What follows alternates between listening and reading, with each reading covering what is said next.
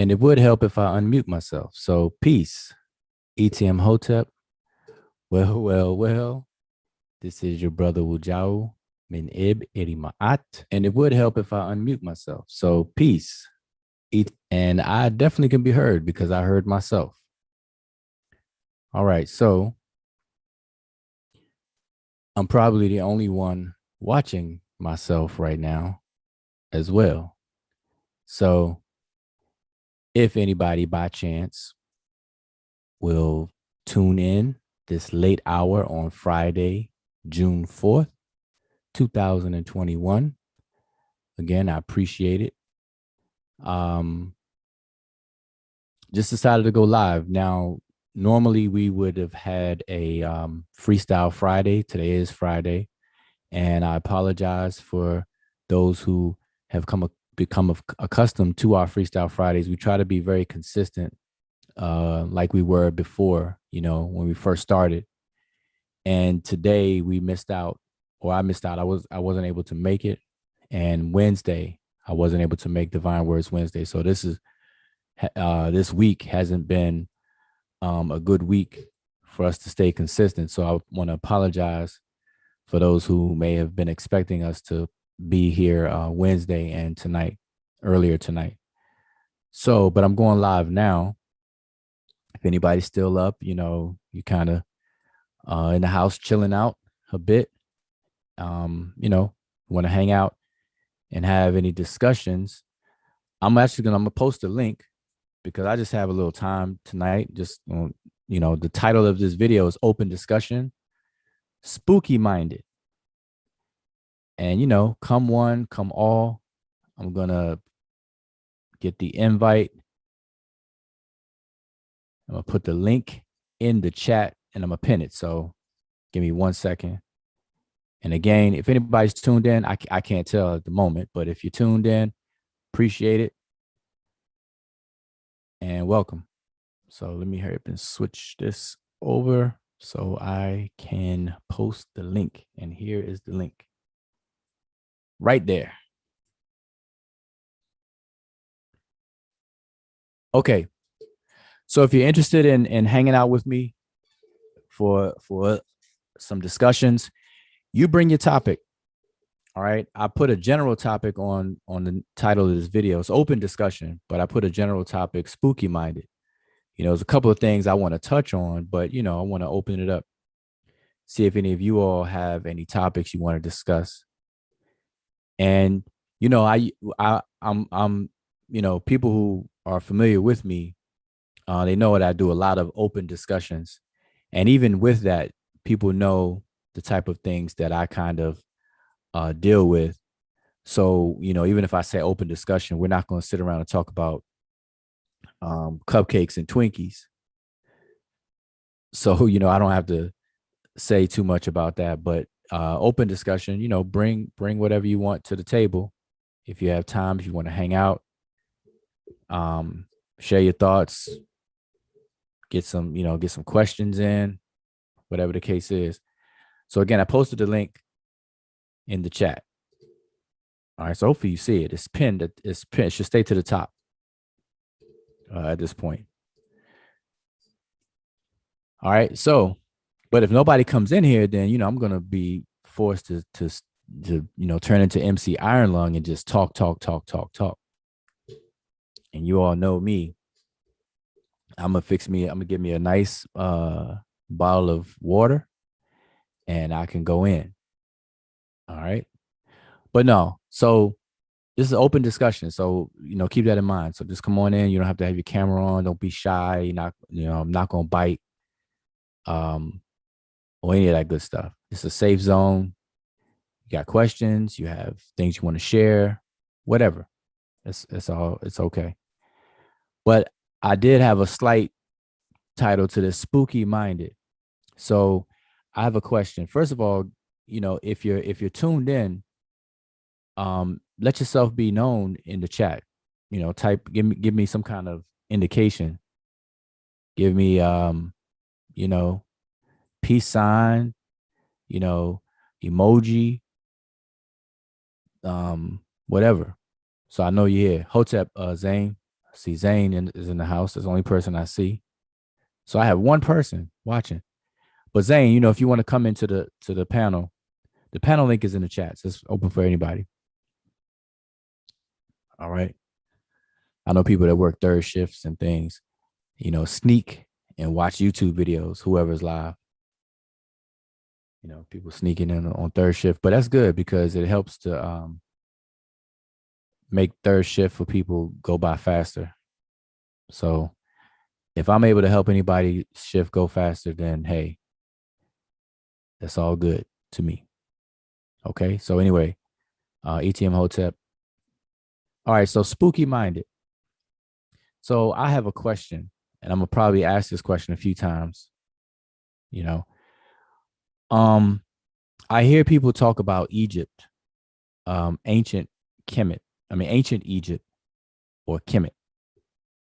And when I hear people talk about Kemet and they talk about the culture of Kemet and the psychology of the people of Kemet, I hear the conversations, and when I hear people describe Kemet, if I didn't know any better, I would walk away thinking that ancient Egypt or Kemet was a very spooky nation, a very spooky civilization, a very spooky kingdom, a very spooky country, ancient country. I would walk away with that thought because of how people describe ancient Egypt. And so it makes me wonder, were the ancient Egyptians spooky, or are the people describing them today spooky minded? Okay. And so that's what I named this video: open discussion, spooky minded. All right. And so let me tell you why that train of thought, is on the tracks with me, is because when I hear people talk about ancient Egypt or Kemet, and they describe it in the way I just said, they describe it to where you would think that everything was spooky and they had beliefs and this kind of trippy, spooky, pseudo-ish, whatever terms. The people that are doing it, they haven't studied enough about Kemet, but yet they have so much to say about Kemet. And so I find that strange. And that's, to me, that creates a problem for me. You have people who are not intimate with the culture. They have not taken the proper assessment of the culture in the proper way, proper methods of studying a culture, etc. But yet they have a lot of commentary, a lot of opinions about the culture. And when they speak and when they give their opinion, they paint the picture or they color it a certain way. And what I'm saying is that they color it in a way that you will walk away and believe that ancient Egypt was this spooky civilization, spooky minded civilization of people who had weird beliefs and didn't know any better. Just, almost make it sound like Egyptians were, what do you call it? Not stupid, but naive. I guess that's the word, naive, or just gullible and naive and all those kind of words and things. That's what people make it seem. So Hotep, Chris, I see Chris came in. Um, I'm just talking. Like I said, it's open discussion, like a serious open discussion. So if you have anything to say or whatever, I'm just trying to kick it off. Spooky minded. What do you got to say? Or do you have a spooky mind? Let me ask you.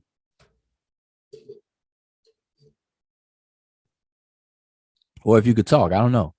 Like I said, some people on third shift, I know, I don't want to get anybody in trouble. because tonight is Friday, it's family time. Some folks may supposed to spend some family time next to the significant other, and then they sneak on the phone and they get on YouTube. They're like, oh man, this person's live, this person's live. I want to try to listen in.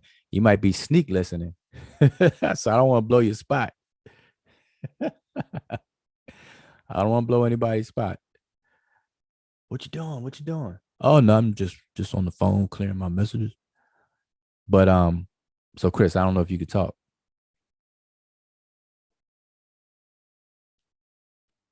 Okay. Deal, deal. I'm here. Oh yeah. Okay. Okay. I don't want to get you in trouble. You had to go up in the attic, or you had to go Nah, in the closet right now. nah. Oh boy, because I remember back in the now this is a true story.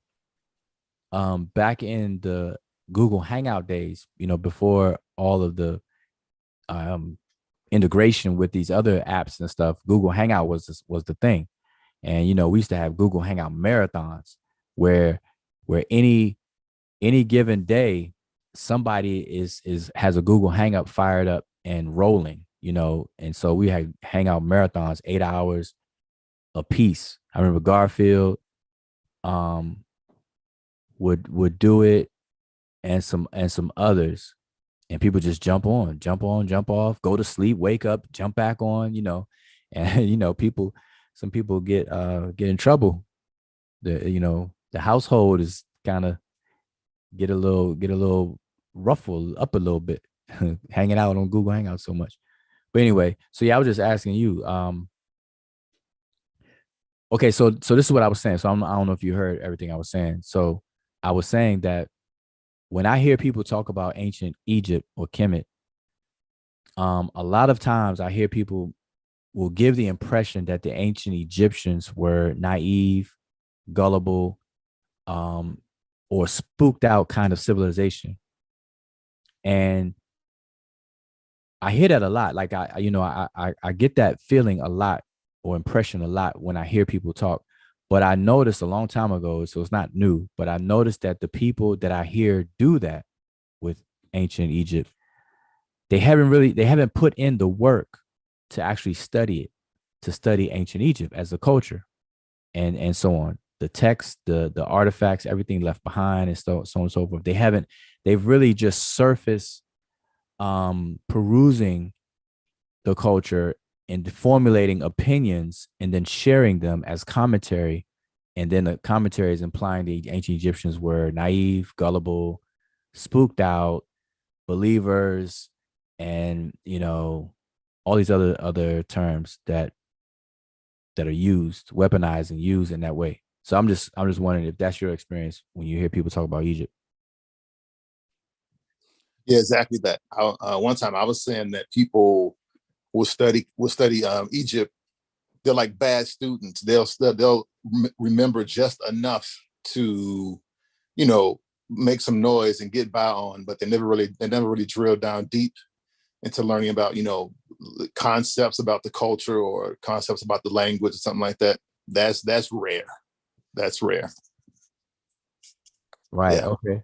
So I call this, I titled this live session, open discussion session, spooky minded, because I asked the question of, are the ancient Egyptians the ones that are spooky and spooked out and naive and gullible, or are the people trying to describe the ancient Egyptians, are they the ones that are spooky minded, and looking at it through their spooky minded lens, they're interpreting ancient Egyptians and all that stuff as being spooky, naive, gullible, and so on and so forth. Is that possible? Mm. Yeah, I notice people who practice so-called practice, I guess Kemetic spirituality, tend to over spookify the the Remetch, and then those people who are on the Judeo-Christian end tend to downplay them. They were a bunch of homosexual animal sacrificers, and yeah, Oh, on either both ends of the spectrum. Yeah. okay, yeah, yeah, yeah. All right. So I just want to remind, first of all, I want to say again, I appreciate anybody tuned in. And if you're tuned in, this is an open discussion. The link to come on the panel to speak is in the chat. It's pinned to the top. So, if you have time, you have a moment, um, click the link. Come on in, share your thoughts, um, ask questions, whatever the case is. All right. So anyway, so on the spooky thing, all right, because I hear a lot of people talk about it. And so the latest, now this is not new. So I don't want to give the impression that, I woke up today and all of a sudden these are my thoughts. No, this is like long time. I'm just bringing it up because we missed Freestyle Friday. So I'm just, bringing this up right now. Um, but the most recent, talk that I heard here when people talk about and bring up ancient Egypt is a lot of conversations about the afterlife. That's like a hot topic when Egypt comes up, the afterlife. And they had a religion and they believed in the afterlife and they believed this and they believed that, um and I'm sure, see, I'm not up to speed on other videos on platforms that may have occurred recently. But here's the thing. I don't even have to watch the platforms or keep up with it in real time.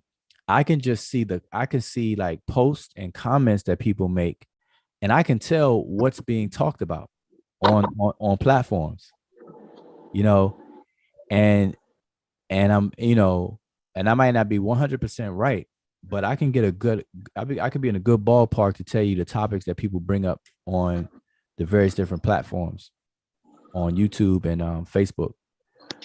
So I know that somewhere along the lines recently, at least I can go week intervals.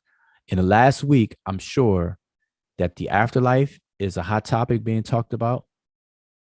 Um, the Egyptian belief system or religion, and the belief in the afterlife, the various different Netcher or gods, and so on and so forth. I know that must have come up recently, and usually when those things come up, it's coming up in a joust of this versus that, and most likely it'd be biblical crowd of Bible believers versus so-called chemetics, and as they like to call people who deal with chemetics. And so I'm probably right. So I'm sure somebody in the chat is going to tell me what I missed and No, whatnot. I'll tell you, you're right. Well, there you It's go. the same old spin. Yep. Well, and I could tell. I could just tell by the comments. See, I can tell by what people bring up. That is influenced by something outside. And I could tell. So that's the thing. And I was, in our inbox. I have an inbox. We have an inbox, and I know that it was said that people were talking about the afterlife. So I haven't had a chance to see any video footage or anything. But even when I'm told that, my first thought is like, okay, I already know that if that topic's coming up, that the people who are doing this talking are not really ready for that conversation. That's been my experience over pretty much for a decade now on social media. I have not been in a conversation or witnessed a conversation where people talk about that stuff and they're really ready to talk about it. They're uninformed, and they have opinions, which everybody has a right to. Everybody has an opinion, but it's the value of those opinions that matter. And so people who are not well informed, although they have an opinion, it's just that opinion really has very little weight and very little value if you're not, studied in that particular thing that you have an opinion of. You can't articulate things and be surgical with it. And so that's what's going on. But anyway, so I'm just kind of rambling. Like I said, it's open discussion. So ETM Hotep, Donnie, brother Donnie, and Emiket. So if y'all have Okay. anything to bring up, I'm just talking because we didn't have first Freestyle Friday, so we're live right now. Open it up. If people can't make it inside the panel, then type in the chat. I can see the chat, so we can address some things, bring up some topics, talk about it, and all of that good stuff. So, but let me just lay a foundation. Okay, so no matter what people think about the Egyptians' ideology, belief, or what have you, about an afterlife, about gods, and all this other kind of stuff, people will give their opinions about that, right? So let me just ask. This is for everybody here on the panel and in the chat. There's just a delay in the chat, right? So I wish. So listen, if you're in the chat and you want to get on the panel, you're welcome. Come on the panel. I prefer you be on the panel so that it's real time interaction. But this is for the panel or anybody. Okay, when people talk about the Egyptian afterlife and the gods and all of that good stuff, my question is it consistent with that person's same belief in how the Egyptians view their gods? So, in other words, and I've done this experiment many, many, many times. I would ask somebody, do you believe that the ancient Egyptians believed that there were human beings with animal heads that literally walked the earth? Okay. And I want y'all to ask people that question. So this is a question I ask people. And I say, do you believe that the ancient Egyptians believed that there were human beings with animal heads literally walking the earth? And most people will say no. In that case, they'll say no. Now, without me asking why they answer that way, I just accept their answer as no. Then I ask them, well, why do you believe that the ancient Egyptians believed what you say and describe about the afterlife or everything else? And right there, that stumps a lot of people because it forces them to think about their own inconsistent logic. So on one hand, they see how the scribes and everybody represented their deities as human beings with animal head, various different animal heads and so on.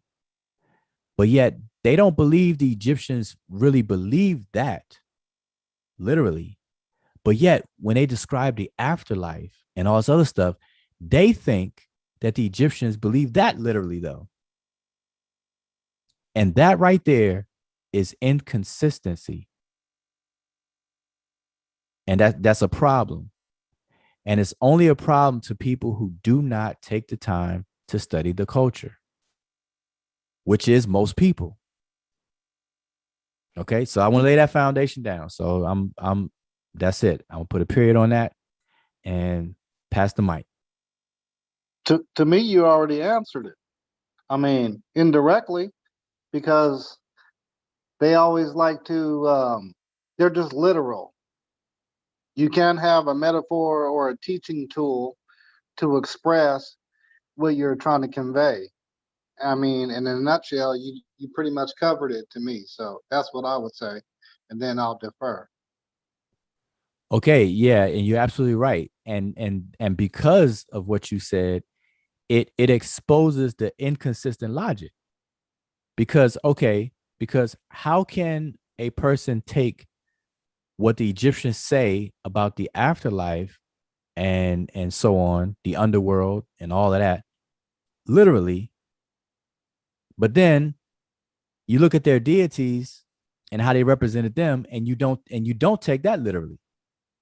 You don't think the Egyptians were literal about that, but you think they were literal about everything else. See, that's a problem.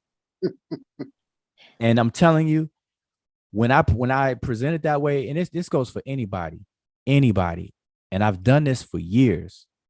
nobody see no one can reconcile that successfully. You can't reconcile that.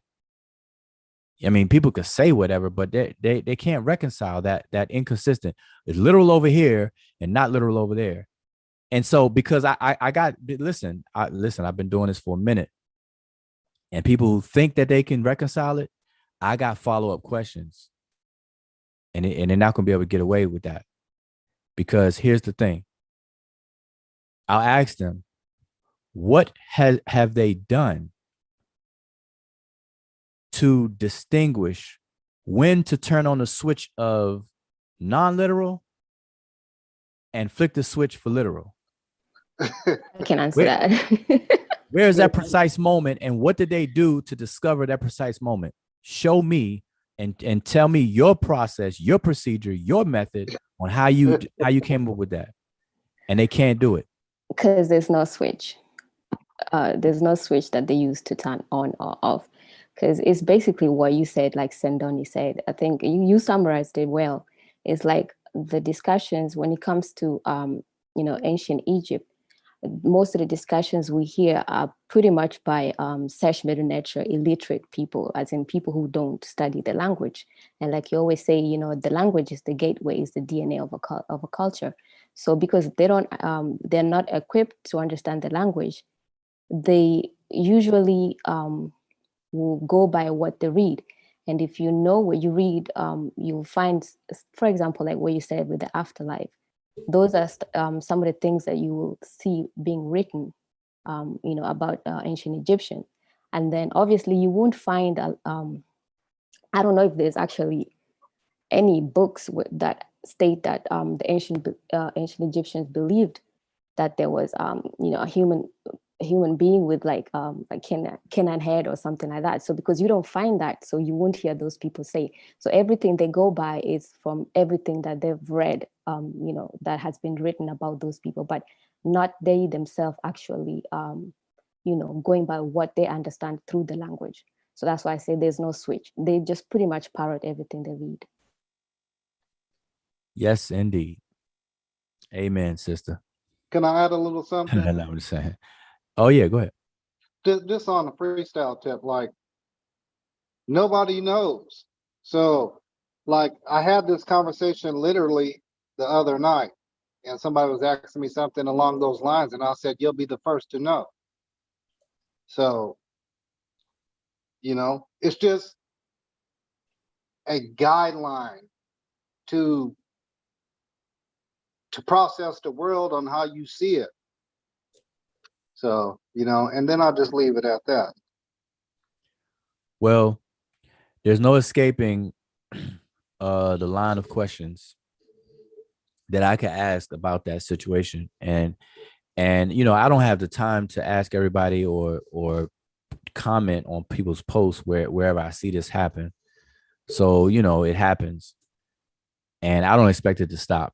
But it's just interesting, and I'm just trying to bring awareness to it, that a lot of people have a lot of opinions about ancient cultures that they themselves have not taken the necessary time and applied the necessary methods to really get to know the culture, to have a valued opinion. Like I said, everybody has an opinion because anybody could talk and say anything. That's the beauty of the freedom of speech and all that good stuff. But their opinion is really worthless.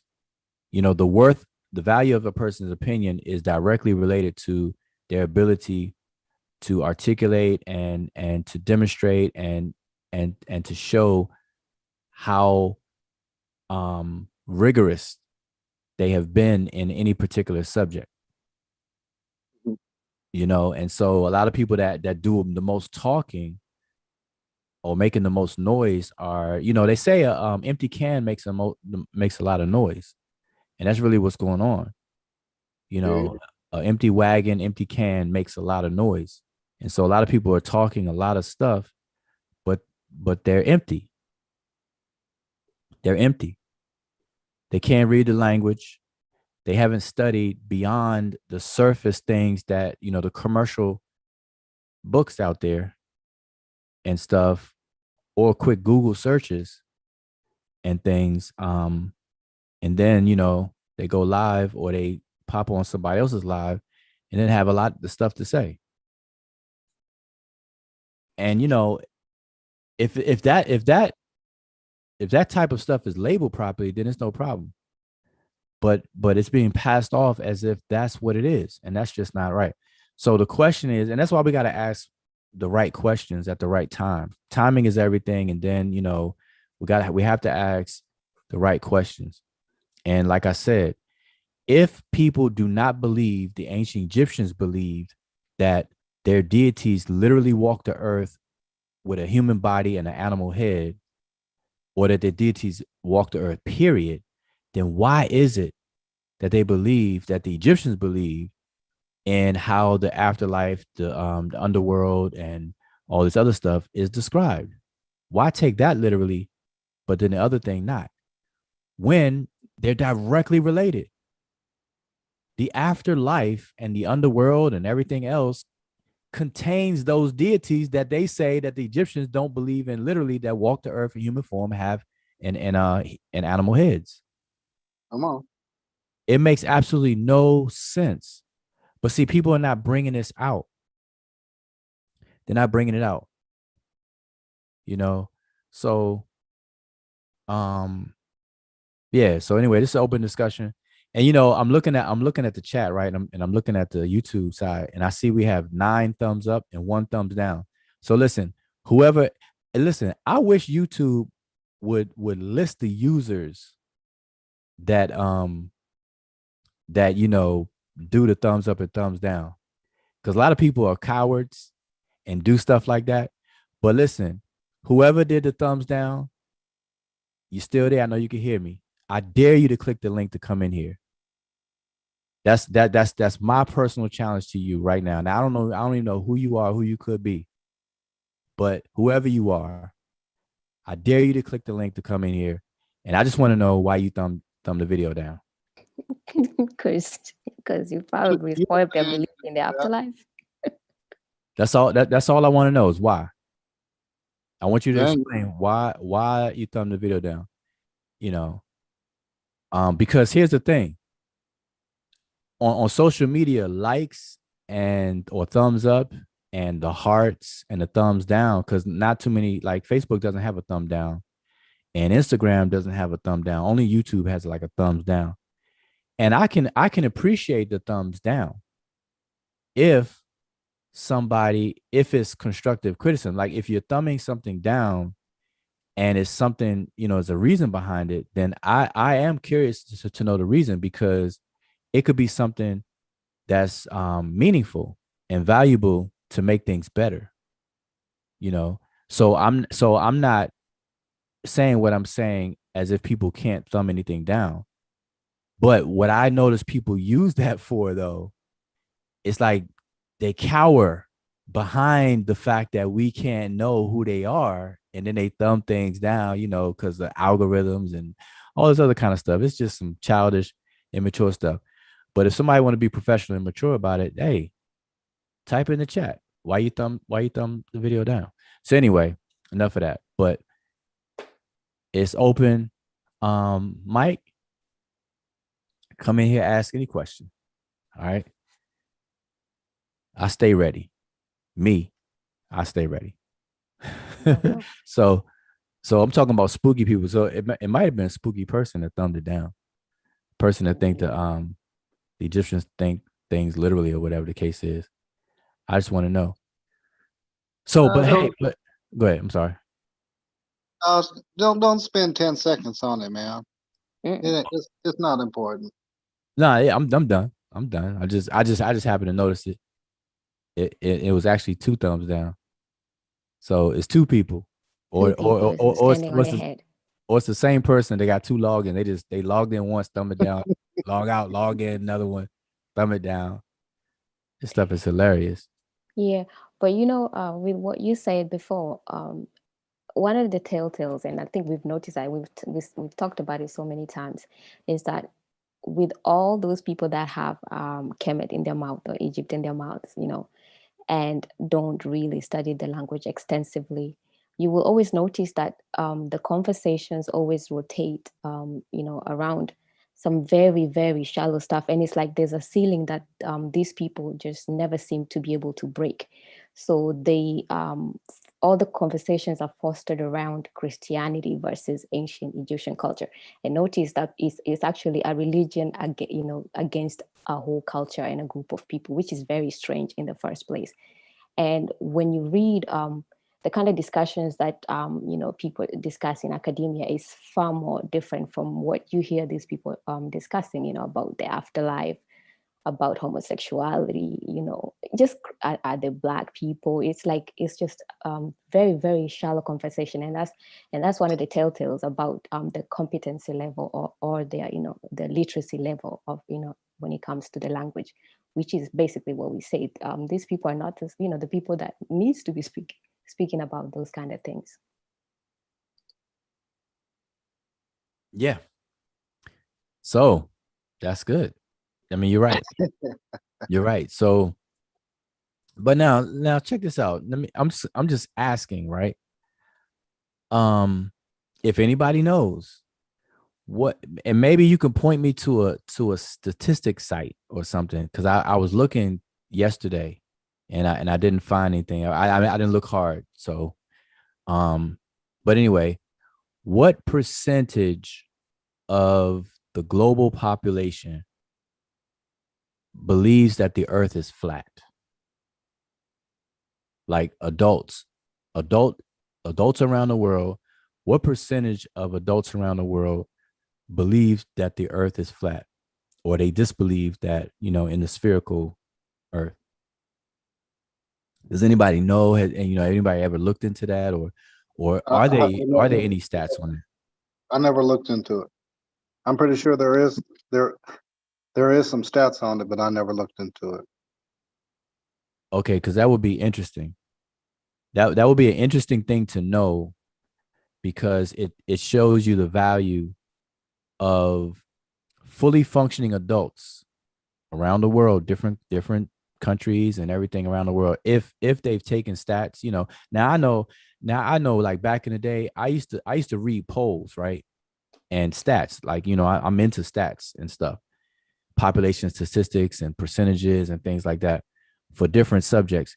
And what I always notice, and I used to say this all the time, that out of all the stats that I've ever read, in these generalized type questions and stuff, I never participated. Like, I was never asked, and I used to say to myself that nobody ever asked me, but yet it say 86% of Americans, da da da. I'm like, well, I'm an American. I live in America. I'm an American, but I was never asked, so I'm not represented in that percentage. And I used to use that to be like, well, those things are off. I can't believe those stats, because I never got asked.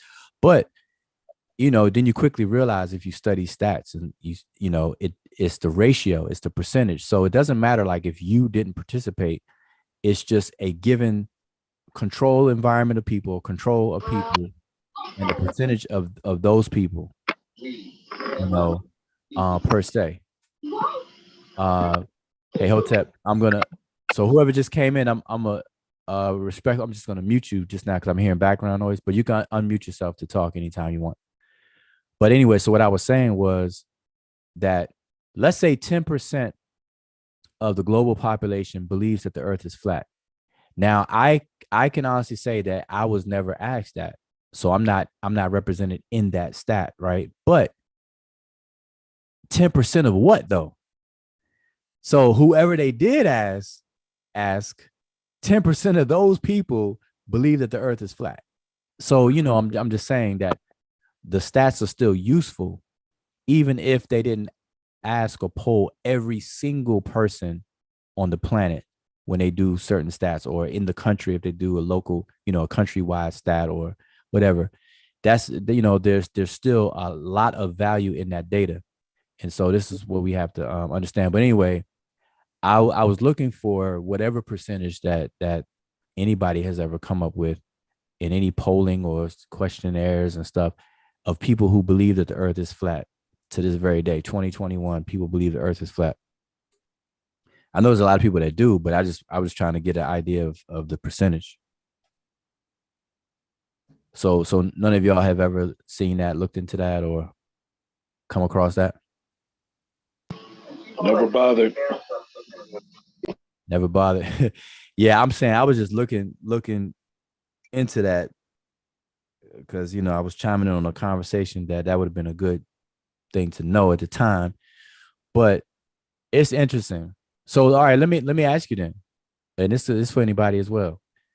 What percentage do you think of people that believe the Earth is flat? Let's say the global population is almost 8 billion now. So out of 8 billion people around the world, what percentage of those people you think believe that the Earth is flat? Or we could narrow it down to just the United States.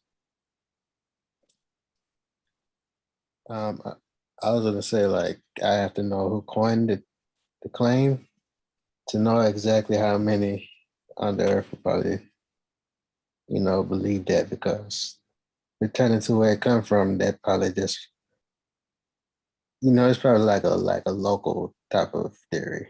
It's not really like, worldwide or nothing like that, unless you have groups on the internet who believe so. But other than that, in the public view, I don't think that's the case. Hold up. All right, Zayd. All right, you didn't catch it. That was man. All right, y'all gotta stay sharp, boy. Y'all gotta stay with me. Y'all didn't catch the question. And I set it up long too, man. I said, how many people in the global population, globe?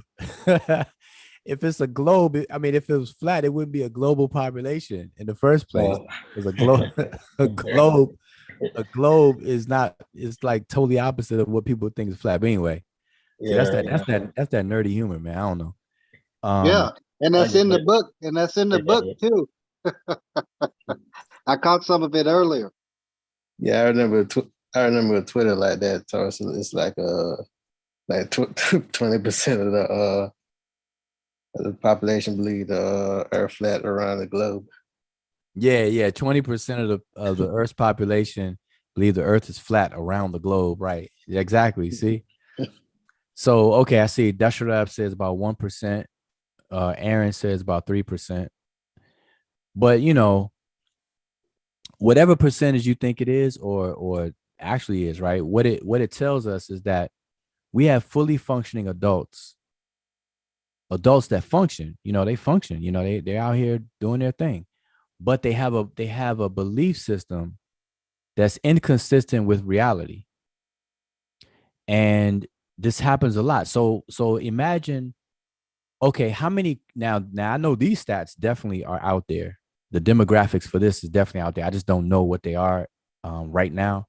But how many Christians are there worldwide? Does anybody recently, kind of know those figures? I know those figures are knowable because we could probably Google it and look at some demographic data for stuff like that. But roughly, how many Christians are there in the world?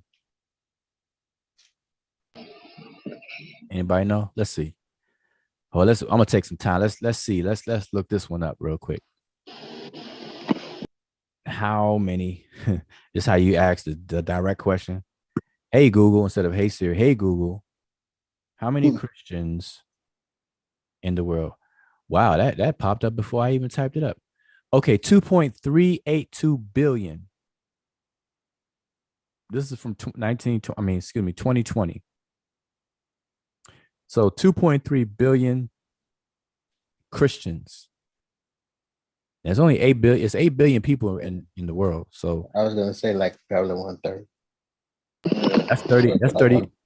That's 30. It's 31%. Yeah. Yeah. 31%. So now check this out. The people who totally think and view Christianity as a a silly religion, like the beliefs of Christians are silly. It's not real. It's not true. It's pseudo. It's spooky. It's whatever, whatever. Imagine that though. 33% of the world population believes in that spookiness, that silliness, that unrealistic stuff and everything, but yet they're fully functioning. Or we believe that they're fully functional. At least in the way this society is built, they're functioning. So that's well, let me ask y'all, what does that mean to you then? It means that the world lacks critical thinking. My education colleagues and I have a saying where we say basically everybody, at least coming out of the United States, has about a third grade education, and it pretty much doesn't go further after that. Even in the school curriculums, all they do is expound on what they've already taught you. They give you a little bit more detail, but you never go any further than the third grade in reality. Yeah, this is telling, but see, it's perspective too, because obviously to those 31% of people who are Christians, they don't see it that way, obviously, because they are Christians, so hold on, let's do the same thing for Muslims. Islam is almost 2 billion, it's 1.9. Yeah, Islam, Christianity, and Judaism are the three thought to be the three largest religions, but you got to add in Buddhism with that, and that makes up the global total of the largest organized religion wise, the basis for Christianity being the largest, but that's through the Roman Empire. Well, I'm looking at the stats right now. So here are the top 5. Christianity is number 1. Islam is second. Secular, non-religious, agnostic, or atheist is third. Oh wow. Hinduism is fourth, and Buddhism is fifth. Okay. So atheism got spot number 3. Secular, non-religious folks, and all that good stuff. So that's changed in the past 15 years. Yeah, this is from 2020. So, but now here's the thing. So now in each of those categories, obviously, they don't see it that way. Like they don't see what the other category would see, obviously, because Christians are not going to see themselves as being silly, dumb, believing in silly stuff and unreal, whatever. They actually believe that, accepting Jesus Christ as their personal savior and this, that, and the third, whatever, the beliefs, they actually are faithful to that. And Islam the same way. Allahu Ahad, there's only one God, La ilaha illallah. And he only has one messenger that came 1400 years ago, Muhammad Rasulullah, and all of that good stuff. And they adhere to that. Well, those particular have been are products of the Roman Catholic Church, so their foundation is similar anyway. No, you broke up. Say it again. I said those two religions in particular are products of the Roman Catholic Church, so their foundations, the way they teach, in a sense, are similar anyway. Mm-hmm. So that's just interesting.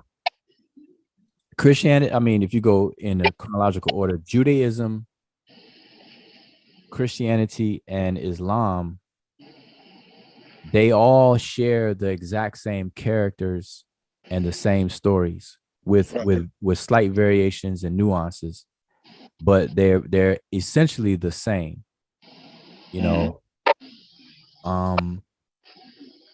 so everybody we can group those together, the Abrahamic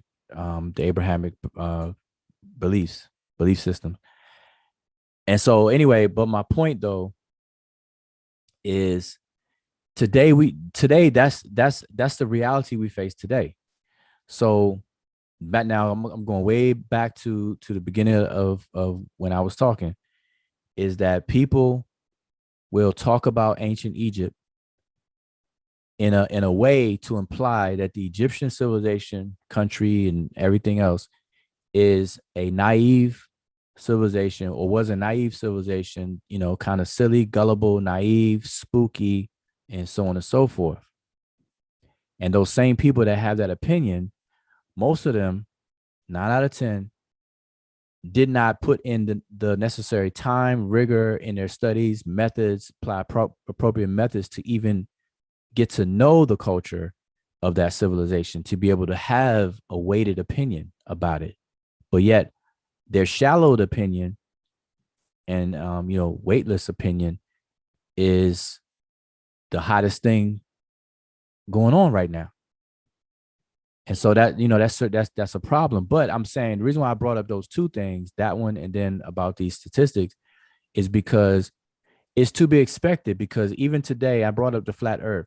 There are people around the world that believe the earth is flat. Now, as much as how ridiculous that could be to any one of us, there are in fact people who still believe that, and yet they fully function. They're adults. They function in the world. Matter of fact, they could be your server, your waiter at the restaurant. They could be your landlord or owner of something. They could actually interact with you in life, and you not even know that they don't believe the earth is spherical. I kind of meet people on halfway on that, because I don't believe it's a complete sphere either. But I do I lean on both, and I'm gonna tell you why. Uh-oh. Oh, wait. Hold on. You got lean to on both. Let me tell you I why. don't say both. When I look at the cosmos in general, but when I look at our planet, when I look at everything, I see the similarities and everything. And the one thing that is consistent with everything in this cosmos, everything in our reality, everything forms a complete torus, scientifically speaking. Wait, you said a sort of. It forms a complete torus. That's a scientific term.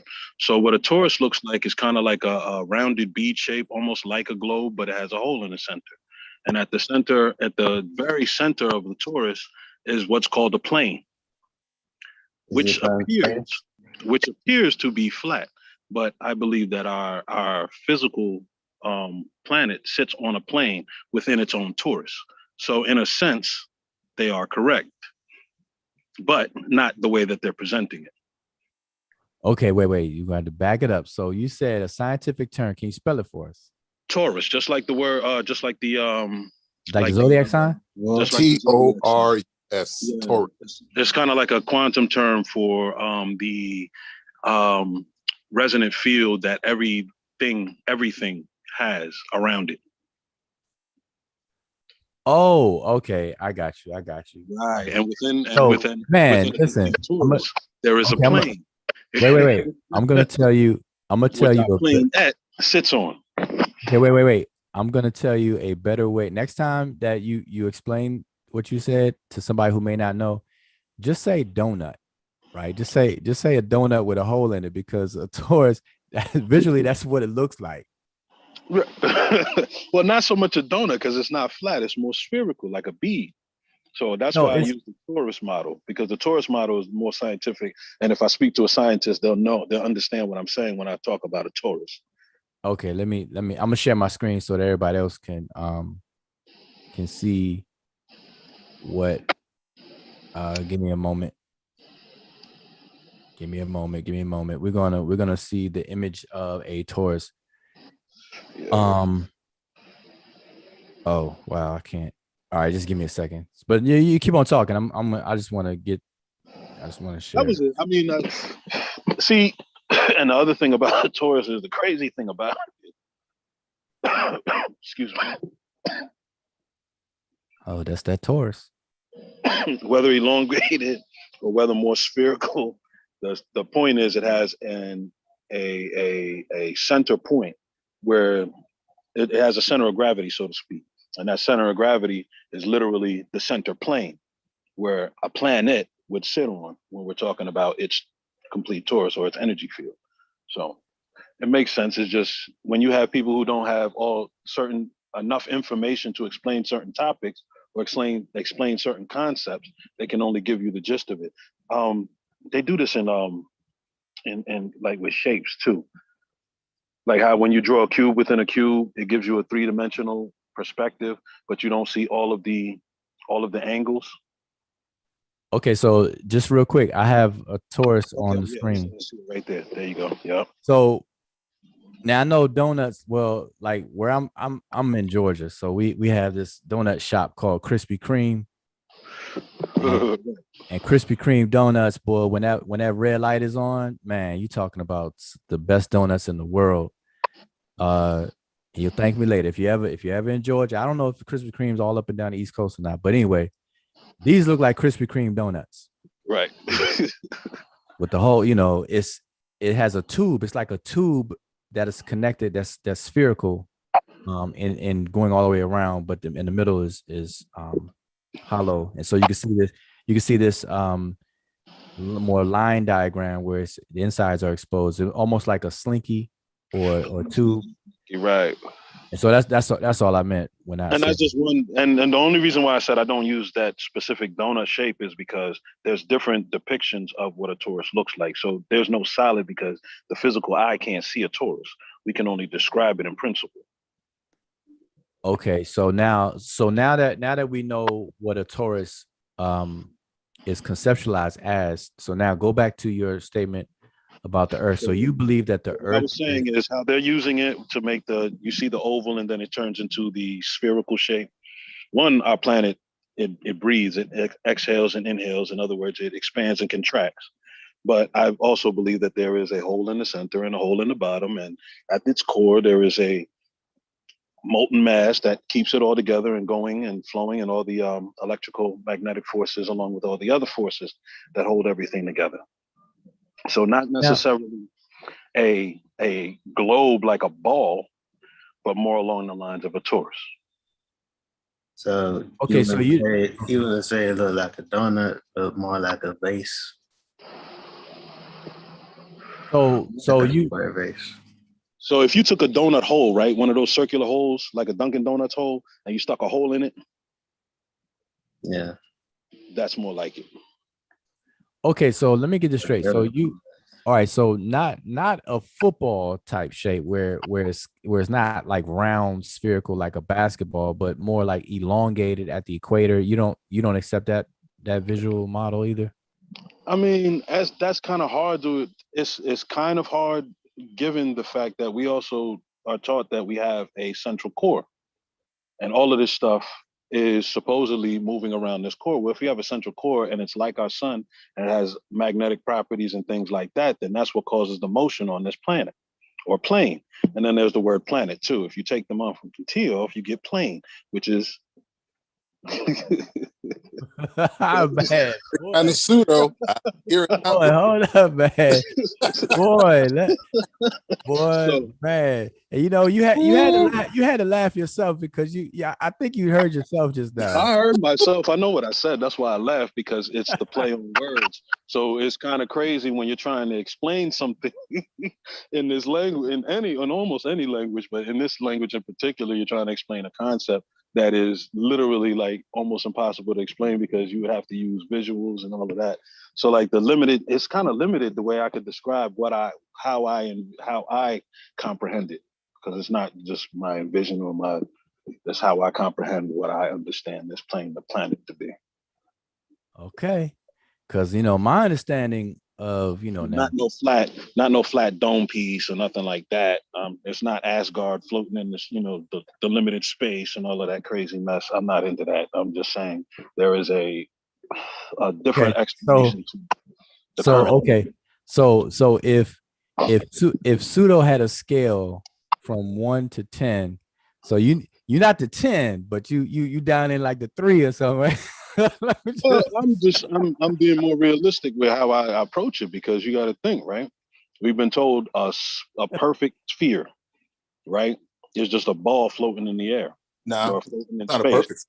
It's just Right. So I'm saying it's not a perfect sphere. That's an illusion, What I'm saying is that at our northern and southern, or what they say is our northern and southernmost poles, are actually an opening, which Wait. Opening. Okay. Okay. Let me I want clarification, because are you saying the physical structure? Because I know, like, if we look at the Earth and we look at the magnetic influence and how if we were to visualize the magnetic Magnetic field look like a Taurus. field and aspect and stuff, I can picture everything that you're saying, but I'm talking about the physical structure of the earth. You believe that I think the physical mirrors that. So you believe that the earth has a hole all the way through it. I think so. That's just my personal take on it. Wow. So in 20 not an indent. In 2021, where we have like satellites galore, we have you can't get past the Van Allen belt. Wait, they don't have to. Oh, they can't get past the Van Allen belt, so they can't take a true picture of our globe. I have not seen an actual picture of our planet from outside of the Van Allen. No. What I'm saying is that, okay, let me ask you this then, because I got to get some fundamentals. Do you believe that the space shuttle and the various different space stations and the satellites that we have that we use GPS for and stuff, do you believe that they're orbiting the Earth right now? Low Earth orbit. They're not outside of the orbit of the planet. They can't break the orbit. No, I'm saying, but do you believe that they're low? They're in what's called low Earth orbit. They're high enough that they can circle the planet and maintain their position without coming crashing back down, but they're not outside of the pull of the Earth's the gravitational energy pull. field. Yeah. Okay, all right, that's granted, but I'm saying, okay, now even with that you do accept for that, you don't think that these satellites can take pictures of the Earth's surface as they go around in orbit? I'm not saying that they can't. What I'm saying is I haven't seen them. And I've been looking on NASA sites for years. I've been looking on all types of stuff. No, but have you seen the hole though? No, that's what I'm saying. So I haven't seen anything to verify that. But what I'm saying is based on scientific knowledge, looking at the magnetic overlays and how I understand magnetism and other things like that, and understanding our planet, I came to the assumption that our planet has a hole based on the principles of the torus and magnetism. Okay, so all right. What about the planet Venus? I think all planets are like that to a certain degree, but I don't know I don't know the entire makeup of the planet Venus either. And what about the sun? Even though the sun is spherical, the sun's magnetic field, if you mapped it, it doesn't look like torus. It's not homogeneous. That is different because the sun is basically imploded hydrogen on itself. And once hydrogen implodes on itself, then it starts to create helium, then it starts to create nitrogen and all these other gases till you get the iron and things like that when you get a molten core. So the result after that is totally different. Well, besides that's more like fusion. I know, but the process is not important. I'm just saying that on the sun is a sphere, right? You agree? It appears to be. I can't look at it directly and tell exactly what shape it is. So if you look at magnetic maps of the sun's magnetic field, it's not spherical. I can agree to that because you can't really look at the sun directly. Even if you look at an image of it, even when I take pictures of it and I can see the flares and things like that in my images, it's not completely spherical, and that's because it's moving. Outside of the processes that govern how the sun works, what I'm saying is that the magnetic field, those processes that generate magnetic fields on the sun, they don't generate a toroidal magnetic field. Actually, the sun's magnetic field is kind of all over the place. Absolutely, because the sun is created from a different process than planets are. No, but it doesn't have to do with the process. It's just that the field lines don't go through the sun because the sun has magnetic monopoles on it. So regardless of, for example, take Mars, for example. Wait, back up 1 second. You said magnetic monopoles. I need you to explain that a little bit better for me. Yeah, so in electricity and magnetism, you have what's called either a magnetic monopole or a dipole. So magnetic monopoles are single magnetic sources which don't exist in nature, but they've been seen on the sun. Right. So magnetic monopoles will have magnetic fields that loop in on each other. Okay, you said monopoles. I thought you said monocles, like eyewear. Okay. Yeah, no. Yeah, mono meaning one, and then pole. Right. I understood. Right. No, I'm saying, but regardless of the process, though, the magnetic field of the sun does not look like a donut, even though it's spherical. Well, maybe it's our perspective, because how about if you step back from the outside of the actual solar system, and then look at it from that perspective, with the sun being the center, or No, the no, well, core no, of you the don't got to solar step back system. too far. They So have then that, satellites well, of no, the that's sun. what I'm saying. That changes the perspective of how its magnetic field would range, because we're looking dead at the core. Like, I'm not looking at the core and saying, because the core of the Earth might resemble the sun. Its magnetic field may resemble the sun close up. Whereas when we're looking at the Earth and it's in relationship to its core, we're looking at it from its radius. We're not looking at it from a radius of the sun. We're closer in. Yeah, but I mean, but we have images of the Earth shot from Mars. We have images from the Earth that looks seen from Saturn. I mean, we don't see a We whole. have those Okay, images, but those images aren't. Those usually they're renderings. They're not actual. They say they're photographs, but they're artist renderings. Okay, No, let no, me no, let no, me no, no. interject, They're let me let actual. me let me interject this right here. This is an actual picture of the sun.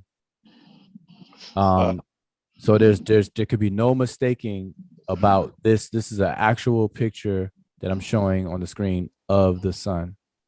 And the only thing that allows us to be able to see it so brilliantly without it just being a white, brilliant, Glare. overexposed shot is because of filters that are placed on the lens to be able to actually capture this image. But this is the actual image of the sun. Right. So as we can see, the sun is essentially spherical. Essentially. Yeah. But I now, just like. but what Chris was saying is that if we were to overlay a visual of the magnetic aspect of the sun, the magnetic atmosphere of the sun and stuff, it does not project a spherical shape this way. It's a mismatch. But what you said earlier about the Earth in that Right. torus type of shape, you were saying that the magnetic field is in that shape. Therefore, the physical structure of the Earth, you said it matches. Mirrors. Yeah, mirrors. So now that discrepancy, what it sounds like you're saying is that it is that way because of how the sun was formed, which is different than how the Earth was formed. That's what it seemed like you keep going back to. Yeah, that's what I was saying. But also what I was trying to add on was that in relation to our relationship to the sun is different from our relationship when we're outside of when our satellites are looking at the Earth. Our relationship to the core is different than it is with the sun. See, we're not looking at the sun from the outside of our solar system. We're looking at the sun from the inside of our solar system. So the magnetic field is going to look a little bit crazier because we're closer up. Well, But wait. this is just my opinion, though. I'm No. not. We I don't can, have a. It's not like I have a spacecraft and we can go up there and check this shit. yeah. I mean, no. That's fine. But I'm saying, I just want you to understand that there is no such thing as inside or outside the solar system because it's not. You don't go in and out. You just either go closer to the sun or away from the sun. There's no in and out. Well, that's what I mean when I say in and out. No, I know, It's- but there's no in and out. So therefore, the relationship based on an in and out thing is it just doesn't exist. So you're basically saying because we're close to the sun, we might be we can only perceiving. know something, and then further away from the sun, we can know something. That's what you're saying. Yeah, from a matter perspective, it's like that. Even in how do I explain it? Because we have a picture of the Milky Way galaxy, although we're quote unquote We supposedly have a picture of the Milky Way galaxy, but we're in it. At least that's what people say. We're in it. that's what we're saying. But I mean, Of course, a lot of those pictures, I haven't found an actual picture that is an actual photograph outside of an artist rendering of an image that they saw the satellite or a computer generated image with Well, they're all over the place. You can go to NASA's website I've been on NASA's website. That's what I'm saying. The images of the Earth are renderings. no, they have actual images of the Earth. They have actual pictures of the Earth. Yeah, really. That's like all over the place. Like what? They're renderings. That's just my opinion. They're renderings, Hey, and we never get direct. Would Like y'all? there's no direct. Would y'all? All Would right, hold y'all? on. Let's say yeah. Go ahead. I'm gonna excuse myself. Okay. Okay, all right, no Okay. problem. All right. Hotel. All right, Hotel. okay. Okay. So, like for instance, there's no like I haven't seen no pictures of the total mass of Antarctica. Okay, but what I'm saying is that, well, see, here's the thing. Like Like we haven't seen the unders, we've only seen the side shots. So we haven't seen the top or the bottom. We've only seen side shots. So the side shot may look like a sphere, but until we look on the top and the other one to gain true perspective and know exactly what we're dealing with, we're only looking at one perspective. It's a matter of perspective in that sense, is what I'm saying. So yes, it appears to be spherical. Okay, so have you? Let me ask you a basic question. Have you seen the United States? A picture of the United States? I've seen a picture and I've been on planes. Well, I don't think a plane can go high enough for you to see the entire country at one time. Not the entire country, but you can map out the coastline, at least the East Coast. Yeah. No, You know what I mean? no doubt So about you that. can get an idea that when you're looking at a map, that what you're looking at is similar to what somebody is trying to represent on that piece of paper from the visual. Okay, but I'm saying, so you've seen the United States. You accept the pictures of the United States, those over those satellite pictures of the United States. You accept those. Yeah. Okay, so but the hole, there's no hole in the United States going, in those shots, right? Well, no, there wouldn't be because the United States is on a different side or in a different position. Okay, so do you believe that the hole that's going through the earth is added as is basically going from Antarctica to from the north pole, quote unquote, to the south. Okay, I'm so not gonna lie. I read some of the bird papers. I don't know about General Bird. I've seen that there's others. I've listened to some of our some ancestral talk about things like that. So in that perspective, I kind of lean a little bit more to some of the older stuff. You know what I mean? And with having knowledge of how like I said, going back to this Taurus and all of that, that works, then it starts to make sense to me that it's not necessarily a complete round ball. all right, so because even as a human being, we got two holes in us. I mean, okay, when you look at top to bottom, when we're born, we got a hole in the top of our head, and we have one in the, the anal hole and things like that. So, just all right, hold up. You go. it kind of lines up after a while. Wait a minute now. All right, I don't want to stick on this subject, so I would like to move on to another topic, but I want to summarize this talk we had just now. So I want to say that so you believe. Now, I appreciate you saying, obviously you did set a disclaimer that this is your opinion. So that's, hopefully everybody gets that. But this is what your opinion is. So you believe that the earth is not spherical or football kind of shape. You believe that it's more like a torus, and there's a hole going through the earth from basically north to south. And and that the sun is spherical, you accept that, and the earth is not, because of the way that the sun was created or how it came about versus how the earth came about, and so on and so forth. All right, so I just want to, kind of just sum that up and move to something else, because see, that's a good summary. But another disclaimer, I don't like to use the word believe. So based on my knowledge and my information at this current point in time in my life, that is how I perceive our planet or plane to be. Okay. All right, that's cool. So I just so here's the thing. Now, I can appreciate that opinion of yours, but it goes back to what I was saying about opinion. Everybody has an opinion and a right to it, obviously, but opinions have weights.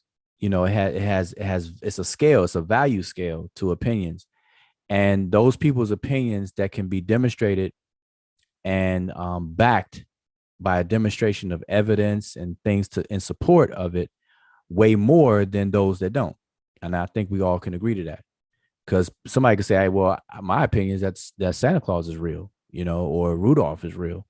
And then they have absolutely nothing to support or back that up, but yet it's still their opinion. That will go way down on the bottom of the list, as far as weight. So anyway, so as long as we understand that, and the fact that you were very honest about what you were saying, that you never seen what you're talking about, or anything like that, then I can appreciate that. I don't accept it or believe it myself, but I'm not trying to force it on nobody. It's just I yeah, lean kind of both ways. I see both the globe and the plane theory, but I just look at it from a different perspective.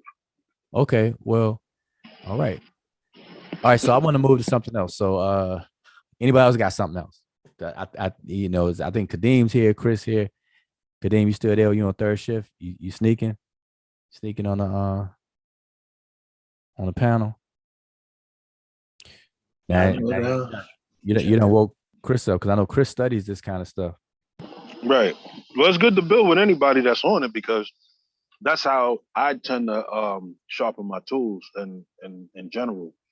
Just Mhm. being when you discuss your ideas and thoughts with other people who especially have information on that topic. So All right, so now I want to revisit what I started this conversation with. All right, because I think there's a couple more people watching us now, and again, I want to appreciate or thank anybody watching, and then remind everybody that the link to come on the panel is in the chat. Okay, so don't be afraid to come in and interact, because there's a delay. But so I want to reiterate something I start off with is, and it's about Kemet, about ancient Egypt.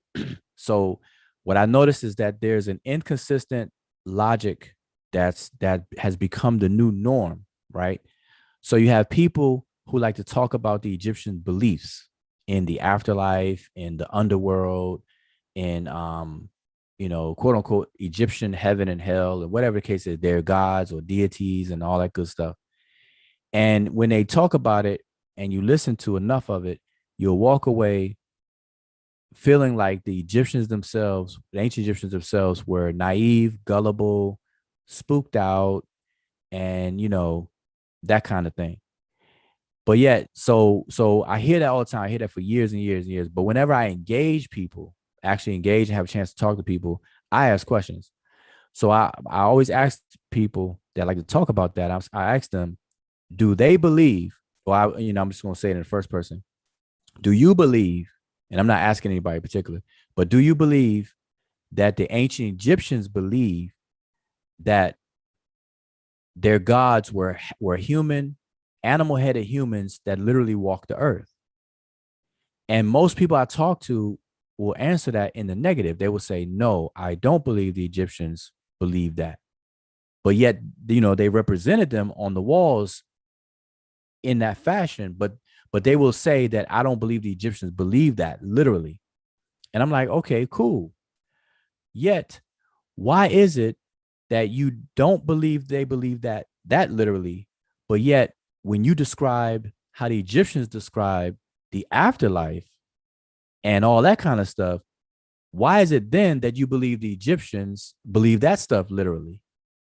And to this date, no one can reconcile that inconsistent logic right there. And so if anybody's listening in the chat, or if anybody's on the panel or want to come on the panel, that you feel that you can successfully reconcile that for me, then I think that goes back a little bit to religion. The ostracizing of Egypt in religious texts kind of makes it in the background like these people were crazy, these people were heathens. This is why we came into Christianity. It's the underlying tone. This is why we had to formulate all of these religious practices because their practices were crazy. It's an underlying tone that you're taught in religion. yeah. But I'm saying I'm looking for the people who actually describe it like that, describe ancient Egypt and stuff like that, to reconcile the total difference in answers. So on one hand, they don't believe the Egyptians believe that their gods were half human, half animal, but yet they believe that the Egyptians believe that the afterlife has 12 gates, literal 12 gates, that this and that and the third, how it's described, that those are literal, but yet their gods are not literally the way that they're depicted and stuff. And so that's a problem. And so that's what I came live to bring up and just address a bit, which is why I call it spooky minded, because people will give the impression that the Egyptians themselves were spooky minded, but yet the people who are trying to describe the Egyptians, ancient Egyptians, they themselves could be the ones with spooky minds looking through the lens of a spooky mind trying to describe the ancient Egyptians. And so that's just a relevant, I think that's a serious question that needs to be asked, more frequently of these people. So I'm asking anybody in the chat who has that belief, who may believe that the Egyptians are spooky and spooked out.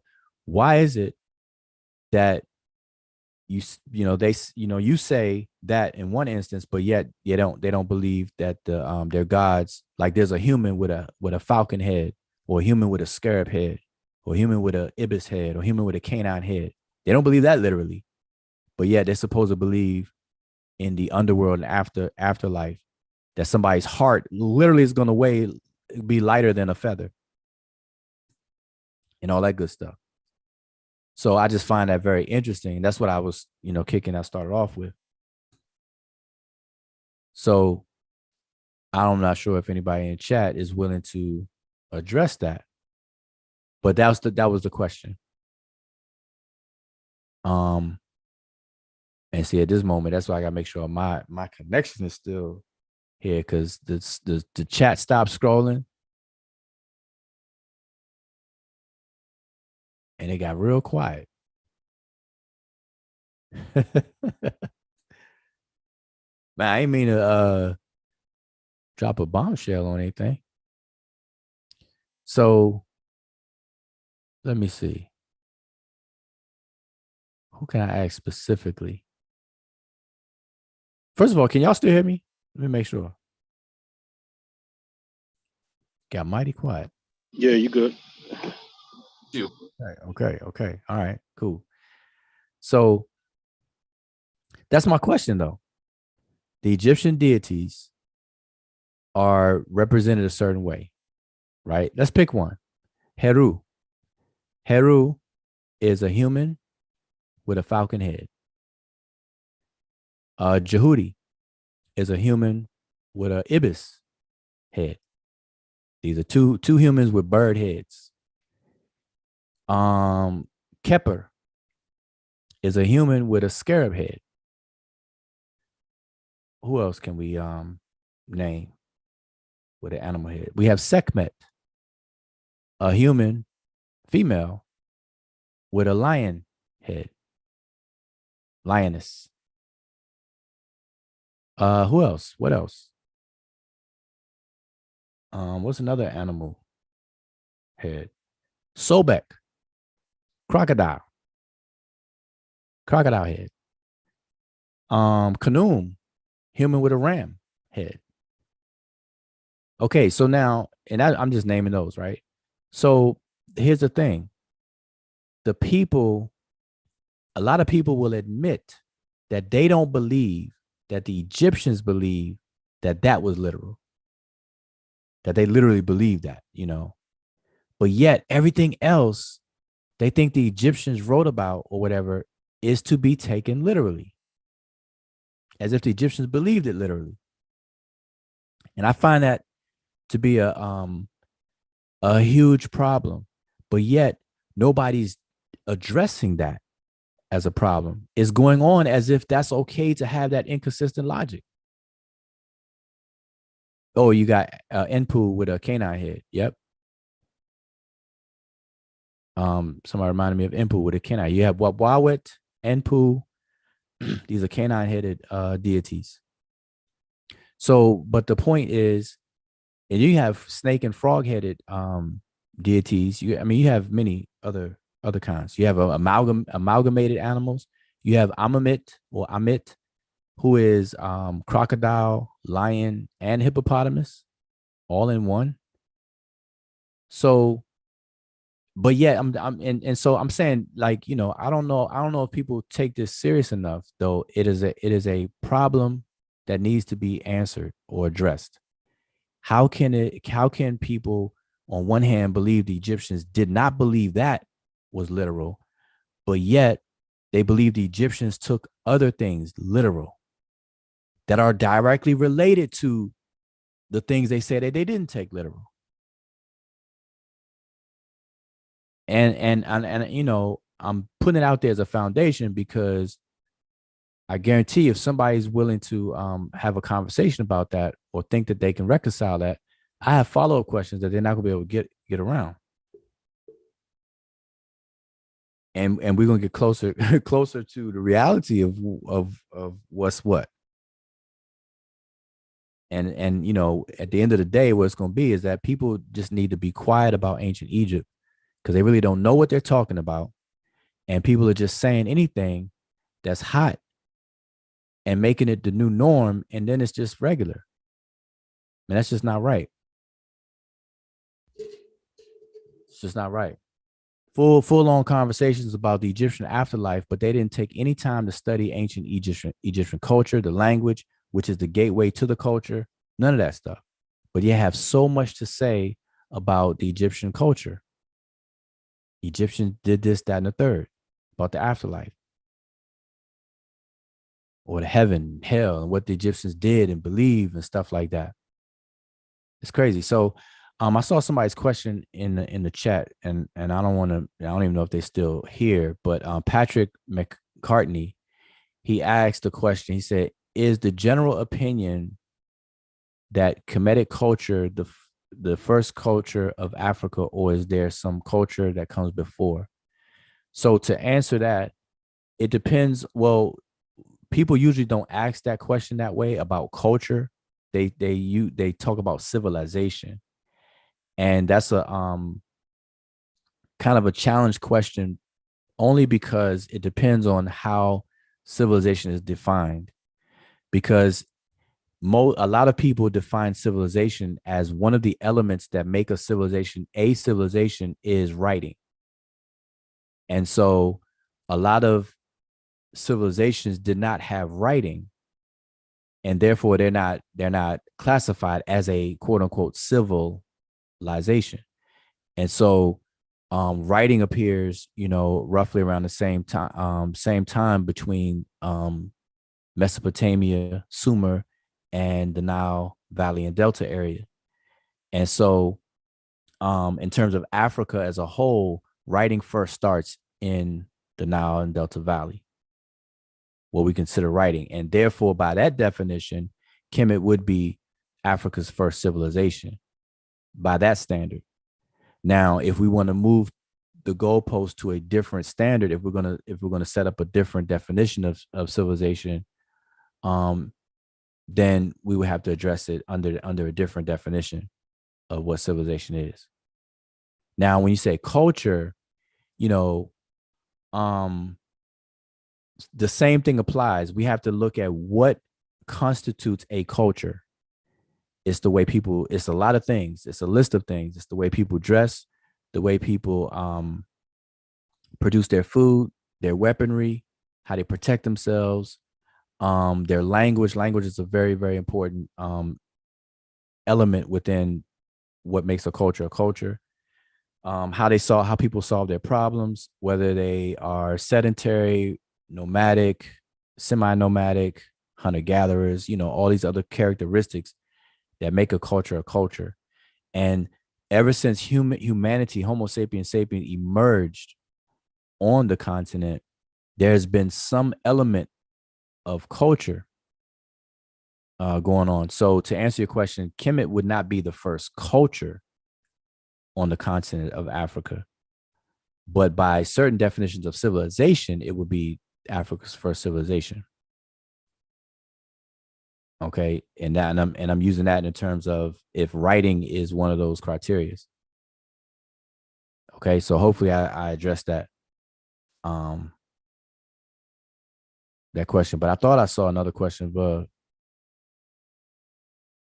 let's see. Yeah, okay. So Patrick McCartney asked another question: how much does Kemetic yoga feature in the minds of practitioners of Kemetic spirituality?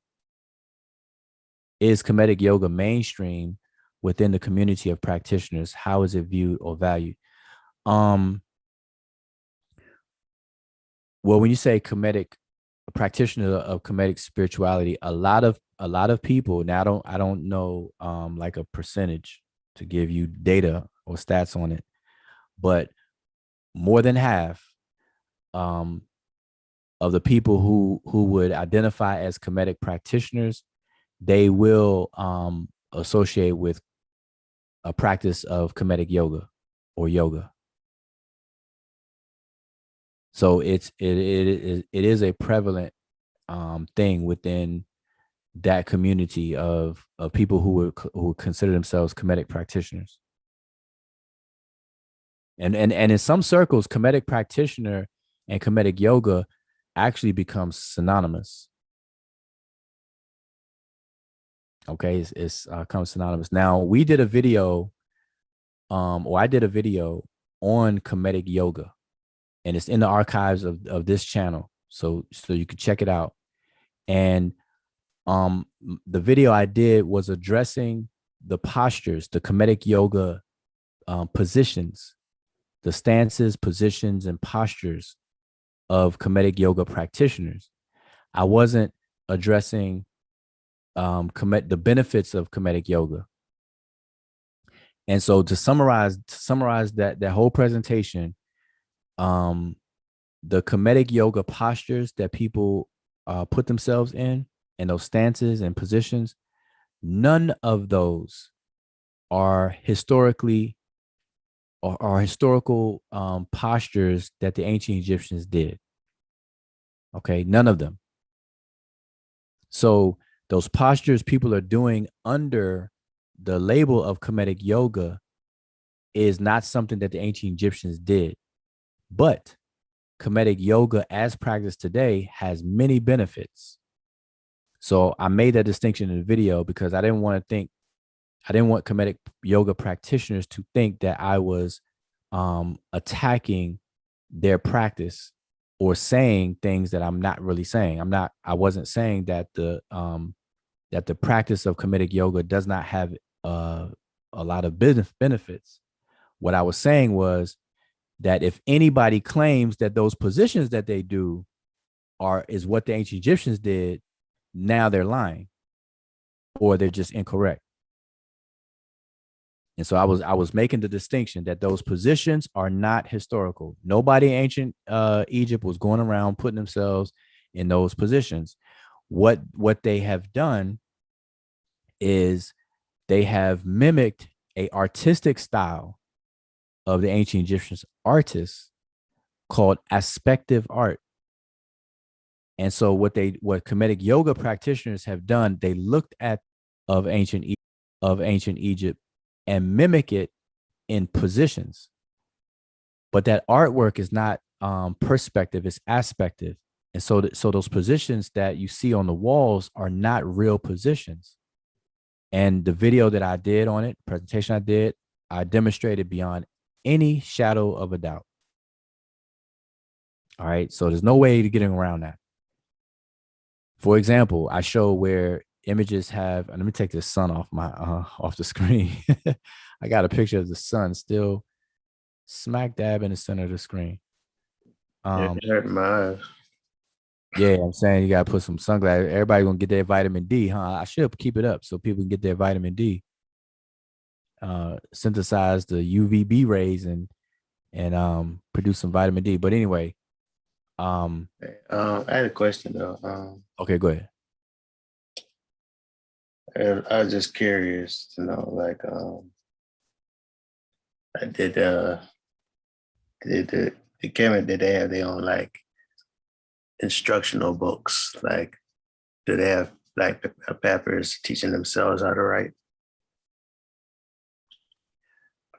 No, there were definitely scribal schools for sure, and the scribal schools, the instructors would teach the students how to scribe, and they had shards of stone and stuff like that they call ostraca, and things that still survive to this day. You can see where these people were practicing. They were writing glyphs or drawing glyphs over and over again repetitively, side by side, up and down. I mean, going down in rows and so on and so forth.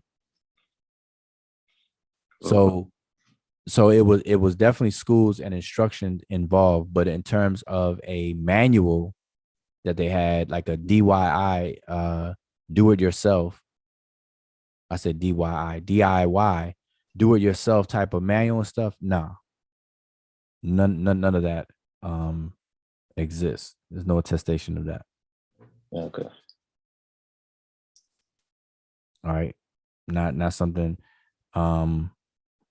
Now there has been surviving late attestations of what would be, we could kind of call a dictionary or vocabulary list, or But not, and it. What about their studies? Like, do they have any scientific studies? yeah, definitely. And they kept that on record. And they tested those. Definitely. The medical papyri is like a perfect example. Yeah, okay, that makes sense. Yeah, you got medical papyri.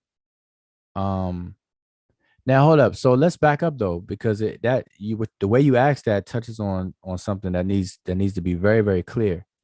That and it goes right with this topic, really, but it's like the end game of the topic or the discussion, and that is goes back to my question. Do people believe that the ancient Egyptians believed that their gods were actually literal human beings with animal heads? And most people say no, they don't believe the Egyptians believe that. And so in them saying no, what they're saying positively is that the Egyptians represented their deities figuratively. So we're talking about figurative expressions. And so today's science is documented very literally, for the most part, literally. So here's the thing. Other cultures may have documented their scientific processes and scientific modes of thinking and acquiring knowledge in a figurative way. So although they did science and they acquired knowledge through the scientific process or variations of what's known as the scientific methods today, that knowledge that these people have acquired as a body of knowledge may have therefore or then been recorded and documented, but in a figurative way. And so he's been like, they're mistaking it for like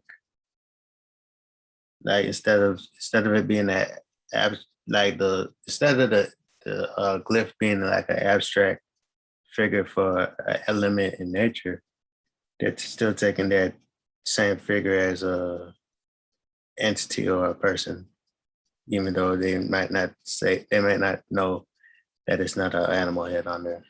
They still think it's an actual person. Okay, say that one more time. I'm sorry. Say it one more time because I want to make sure I get what you're saying. No, you're saying like, even though they know it's not an actual person with an animal head on there, they still think it's like that deity is a god and not a symbol of nature. Like, okay, I got you. But when you say, hey, you talking about the ancient Egyptians or people today? What people saying today? What people saying today? Oh, right. Right, and that's where they think the Netcher is like people. Well, not necessarily people. There is no reconciliation. Oh. That so they don't believe that Heru really existed like that. But that's on one side. But on the other side, the argument is that the Egyptians were spooky because they had these gods. And so, like I said, that's they can't reconcile those contradictions and inconsistencies. They can't do that. And nobody really bothers to until you bring it up. And so I'm a person to bring it up, and I'll slow the conversation down until I get an answer for that, or else you don't just shut up. People don't need to be talking about it, And so, but what I was saying though is that the key to this, the key to all of this, and it's not just Kemet, but the key to any culture that you're scrutinizing or examining is the ability to recognize and discern figurative expressions. Because here's the thing, today, figurative expressions are used everywhere. But the reason why they're used everywhere is different than further back in history or in ancient times. In ancient times, figurative expressions was almost a matter of survival. It was a technology that was invented and used very, very importantly for survival. Whereas today, it's so low on that scale that where we play around with it. We have in hip hop songs, we have allegories, metaphors, similes, hyperboles, tropes, all these other kinds of figurative expressions that we play around with today. Whereas in ancient times, people's very survival depended on it, on the memory of data before writing. You have to understand, writing is only roughly 5,000 years old.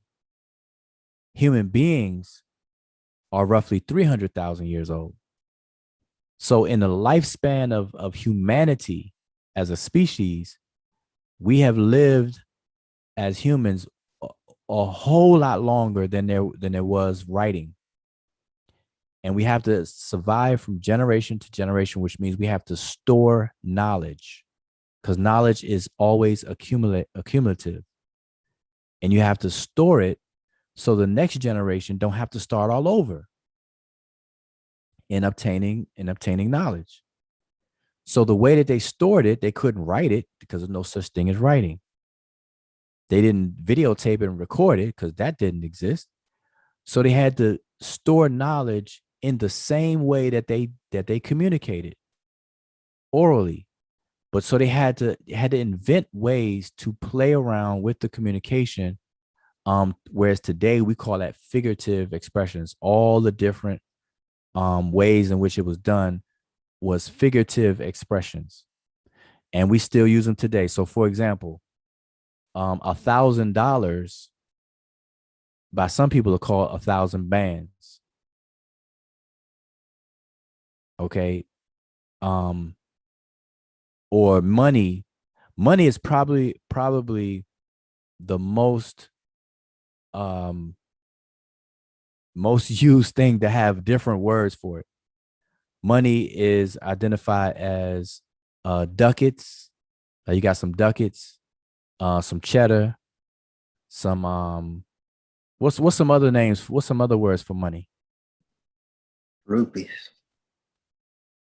That's a real name for money, isn't it? Yeah, not rupees, but ruble. That's Russian. Oh, okay. But I'm saying like the non-real words for different monies around the world. But I'm saying Ready. Skrilla. You say what? Skrilla. And Betty. Guap. I don't think I heard those. Y'all going beyond my knowledge now. But the point is that money is expressed, in a figurative way. So the everybody knows what figurative expressions are. The most popular one metaphor is I got butterflies in my stomach. That phrase, and I use it a lot to drive this point home, that I got butterflies in my stomach does not convey a literal meaning. It conveys a figurative meaning that has a real referent or reference. The reality behind that figurative expression is nervousness. So nervousness is the reality, but I got butterflies in my stomach is a figurative way of referring to that reality. And so we play with that today. But what I'm saying is that in ancient times, people had to invent ways to do that intentionally for their very survival of the collective, of cultures and populations, to store information. And so when people look at ancient documentation such as that, that we find in Kemet, we see deities, so-called gods and deities that are in human form with animal heads.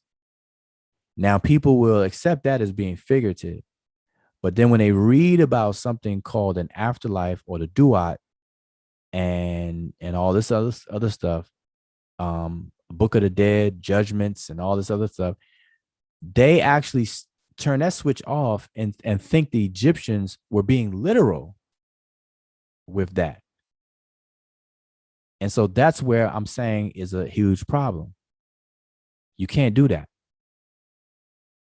You can't say it's figurative over here, but then literal over there. And I'm saying the key to it all is to understand the figurative expressions and the realities behind them. But nobody puts in the work to do that. That's hard work. Because we know what butterflies in our stomach means, because we live in an era of time where that's common. We're familiar with it. So if somebody say, yo, man, I got I got to do this. I got to perform in front of like a stadium of people. Boy, I got butterflies in my stomach. We know what that means. They don't literally have butterflies flying around in their stomach. Matter of fact, we know butterflies couldn't even fly in anybody's stomach. That's an impossibility. But we say stuff like that because we know what the reality is behind it. And we'll say something like, oh, man, it'll be all right, man. You're going to go out there and kill it, man. Just take some deep breaths and go out there and do your thing. That's what we'll say. We won't say, oh, man, stop being spooky, man. Ain't no butterflies really in your stomach. We wouldn't even blink at that. Why? Because we understand it. So what I'm saying is that in any given period of time, these figurative expressions, the realities behind them were understood. Just like we understand the reality behind butterflies in your stomach. But now if you jump 500 years into the future, 1,000 years in the future, and totally detach yourself from the culture and the psychology of the people, you're not going to know what the realities are. So you're just going to make an assumption that, wait a minute, man, these Americans back in the, it could be like the year 4000. And somebody finding some letters and some books written that says butterflies in the stomach.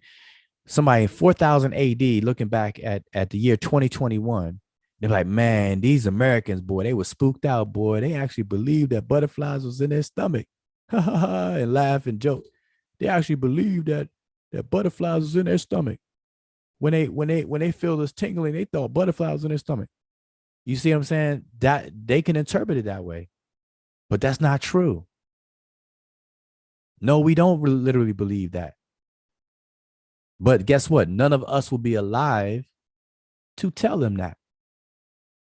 So in the year 4000, you're going to have some YouTube folks arguing about United States Americans being spooked out, believing that butterflies are really in our stomachs.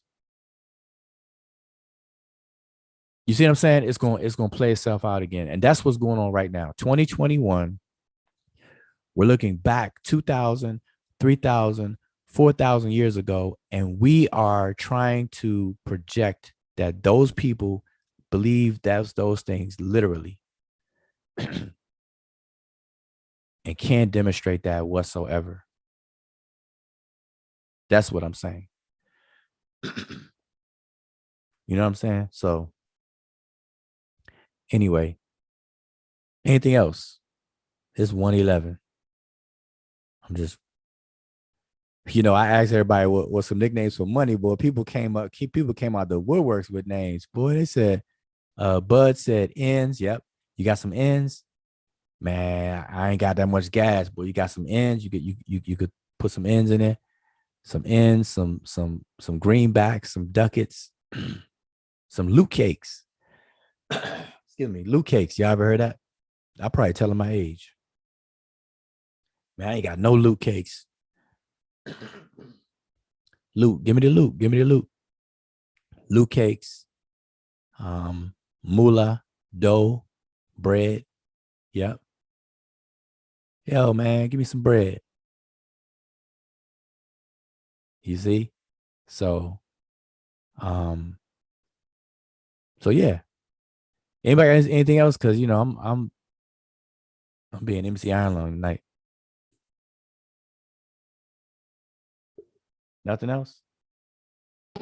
No, all good here. About to cut out. Guys, have a good evening. What's up? All right, what's up? Appreciate it.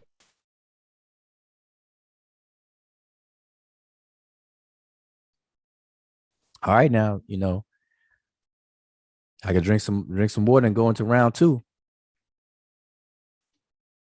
Y'all better watch out now. Yeah, because see, we missed Freestyle Friday, so I'm just trying to make it, and Wednesday, so I'm just making up for it. Yeah, so he caught me at the time. I was just about to take a nap till you hit the lab button. Man, sleep is for the weak, boy. Sleep is for the weak. Sleep is for the weak around here. We do 8-hour marathons. We do 8-hour marathons. All right. No, I'm just messing. So anyway, I guess my point, I'm just gonna summarize my point again, is that we really have to learn. You know what? And I said this last time.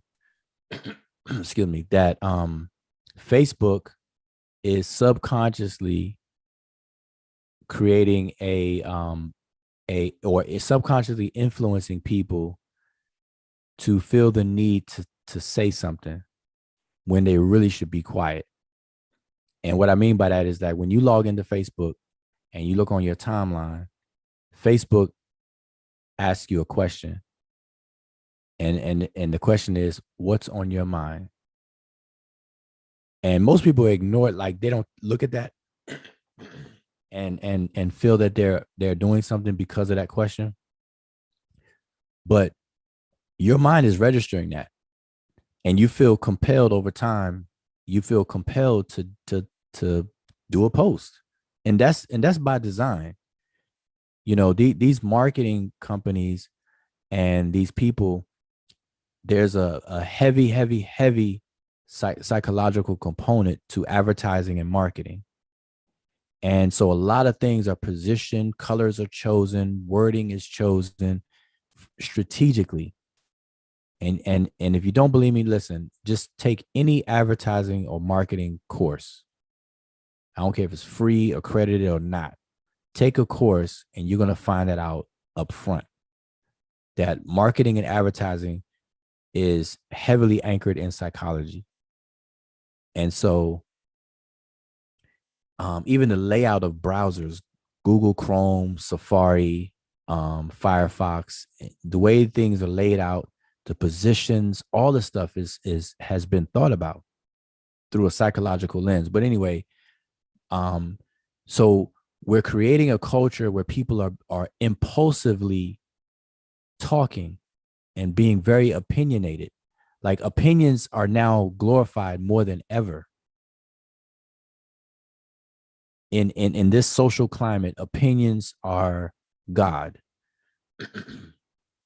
Opinions are monetized. Opinions are glorified, monetized, deified, and all of that good stuff. And so people feel compelled to say something. And what I'm leading into is that this is creating premature discussions where people are expressing their opinions without doing the necessary homework on any given topic. And now that's the new norm.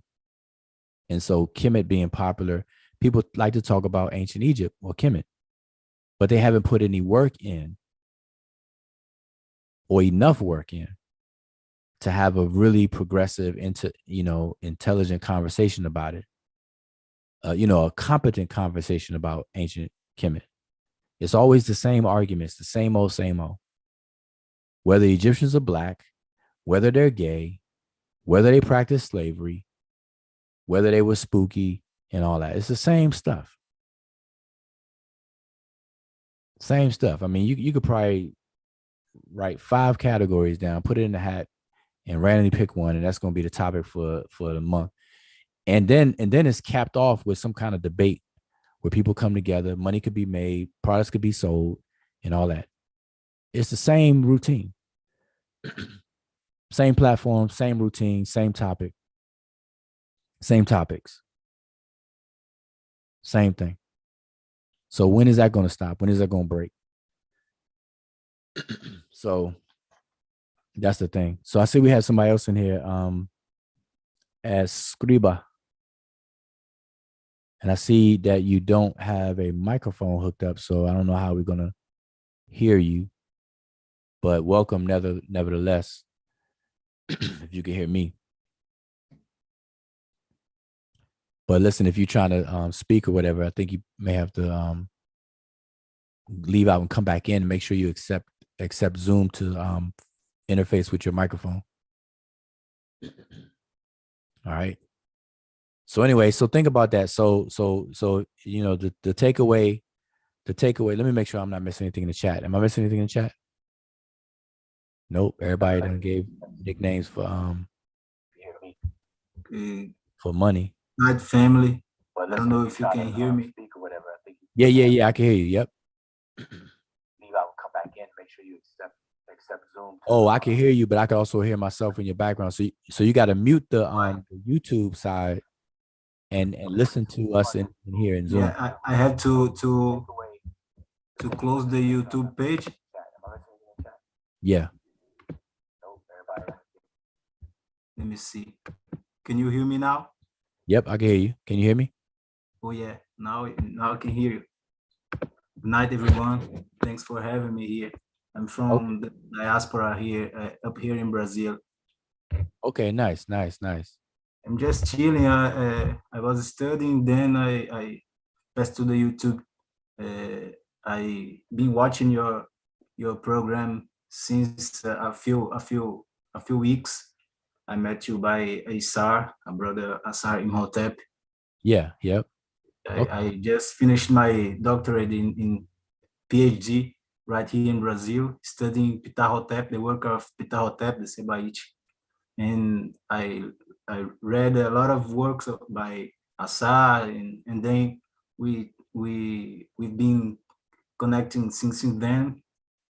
And in one program he made or interview, I don't remember right now, he spoke about you.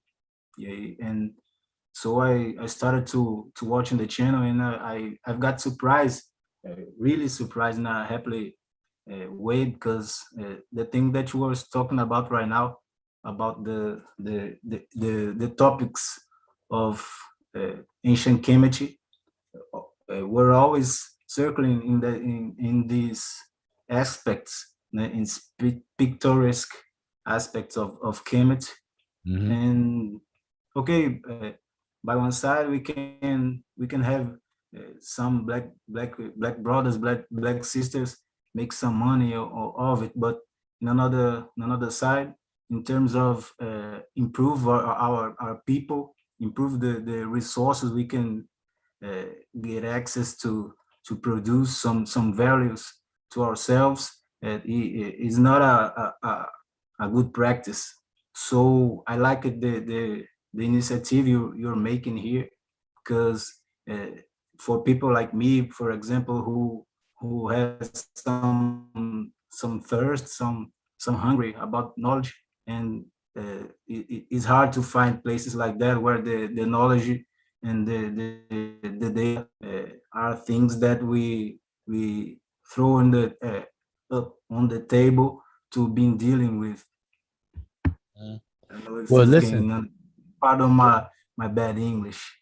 No, that's fine, and I appreciate you coming on, and that's why I post the link is in hopes to that people like you, you know, participate, because you know I'm specifically looking for people that are interested in the genius of the mentality of the ancient Egyptians in terms of Egypt, but it you know, it could be any culture, but you know, we focus on ancient Egypt, you know, Kemet.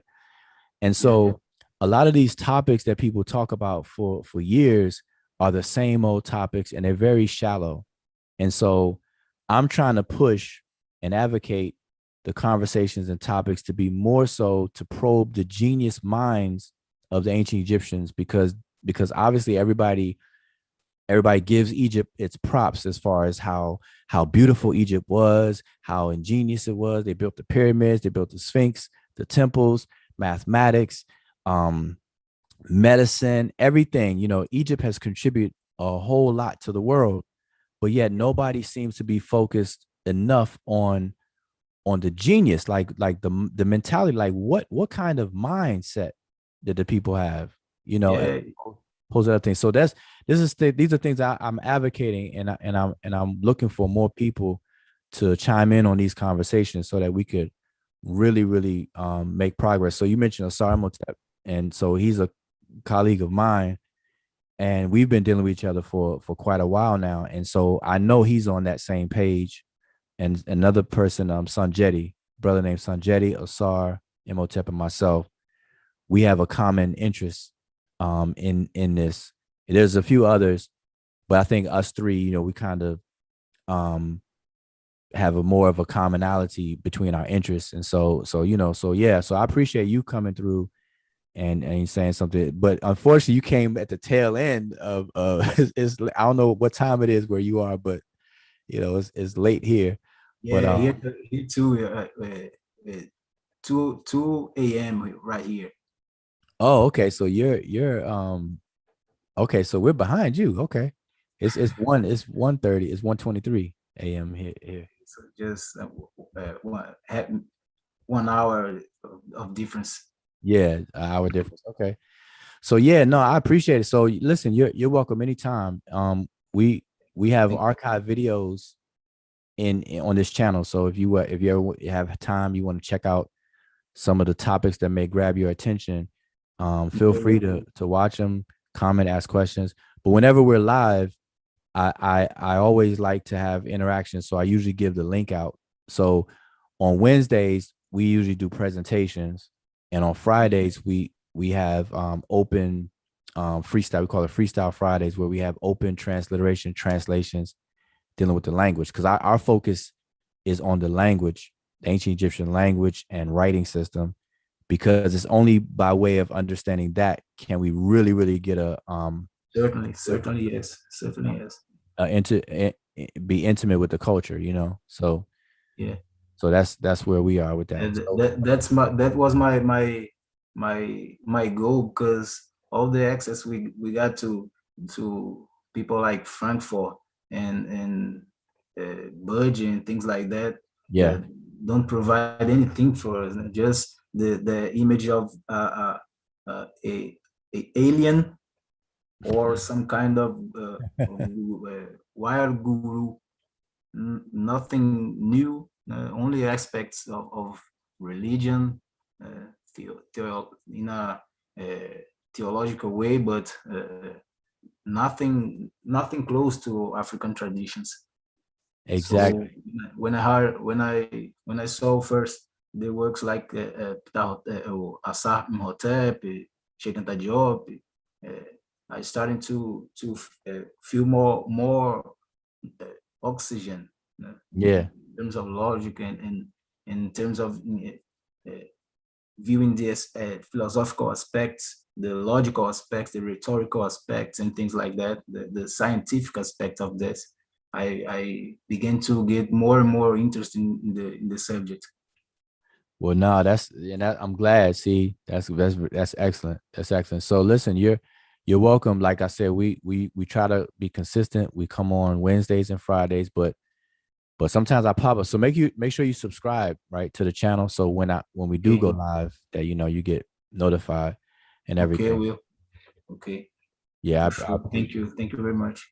no problem. I appreciate it, and I look forward to you know, any of your commentary in the future as well. So I'm just gonna Okay, maybe I'll be with another nickname.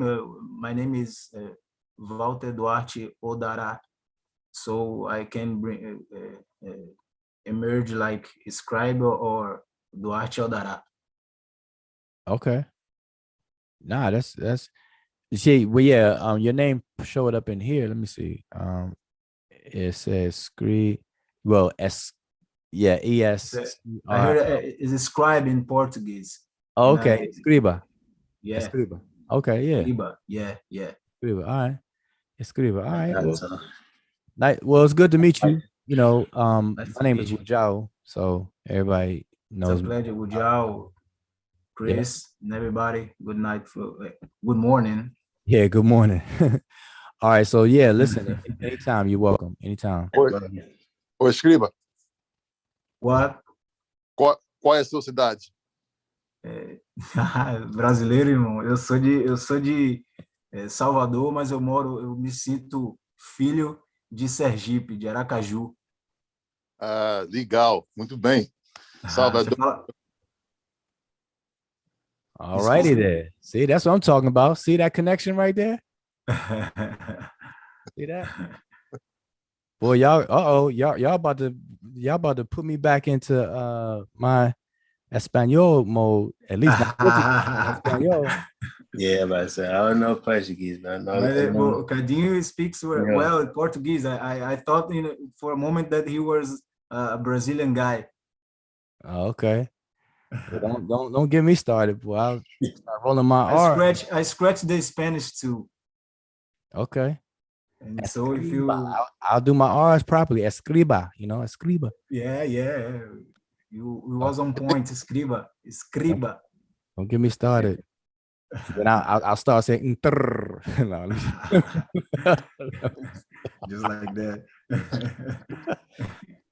all right, but listen, this is fun, but it's late. I don't want to take up everybody's time. It's 1:30, so I'm gonna close this out, and we're gonna do this again. So whoever's listening, make sure you subscribe because I like to be spontaneous going live, because I don't, well, one, because whenever I have time, I say, hey, because I don't watch too much TV.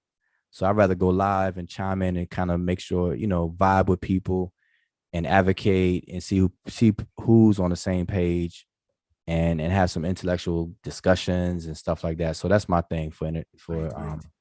occupying time. So, but we do have a schedule. So Wednesdays and Fridays, 9 p.m. Eastern Standard Time, we present something. But we do with the language, and we have classes, and all that. All the links are in there in the description of the video, of all the videos, really. And so we deal with the language. So Let's see. I've been seeing you got a great rhythm. I'm getting there, and hoping in a few months maybe I'll be joining you and yeah, all right, do that. adding with the work. Well, listen, do that. We study. We study, and we're Great. always learning. We welcome more people to be on this journey with us, and we share, we learn, we critique, we do all of that. Like true scribes. That's what our title is: Seshu Mani Metal Netcher, which is true or loyal scribes of the divine words. And so we're aspiring to be that. And you mentioned Ptah-hotep.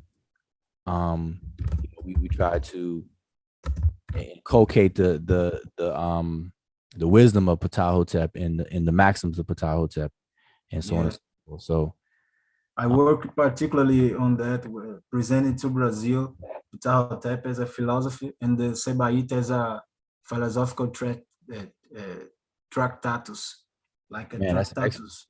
That's excellent, and that's right up our alley. We have older videos where we walk through a lot of the maxims that they call maxims of Ptah-hotep, because we deal with the hieratic, what they call hieratic, and transcribe it to the Sesh, the formal Sesh, and then we transliterate, translate, and then have discussions, the philosophical discussions about the Sabaite of Ptah-hotep, Amenhotep, and some others. So I'll look for it. Yeah.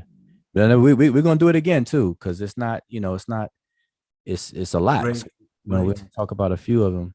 Yeah, I saw many aspects. For example, the Sebaite number 1 or 2, if I'm not mistaken, talking about the rhetorical aspects of the interactions between human beings, and when Ptahhotep expose a situation where you are confronted with a contender, Yeah. and instead of dealing with the argument, instead of dealing with the strength of the argument, he starting attacking you. And Ptahhotep gives some advice about when you are confronting with a rhetorical tool like that, not just with the silence, but with a kind of performance that which will send a message, a kind of message to the people around. So he gets you aware that in these types of situation, it's not just the topic that is talking about, but the some values over the people who talks.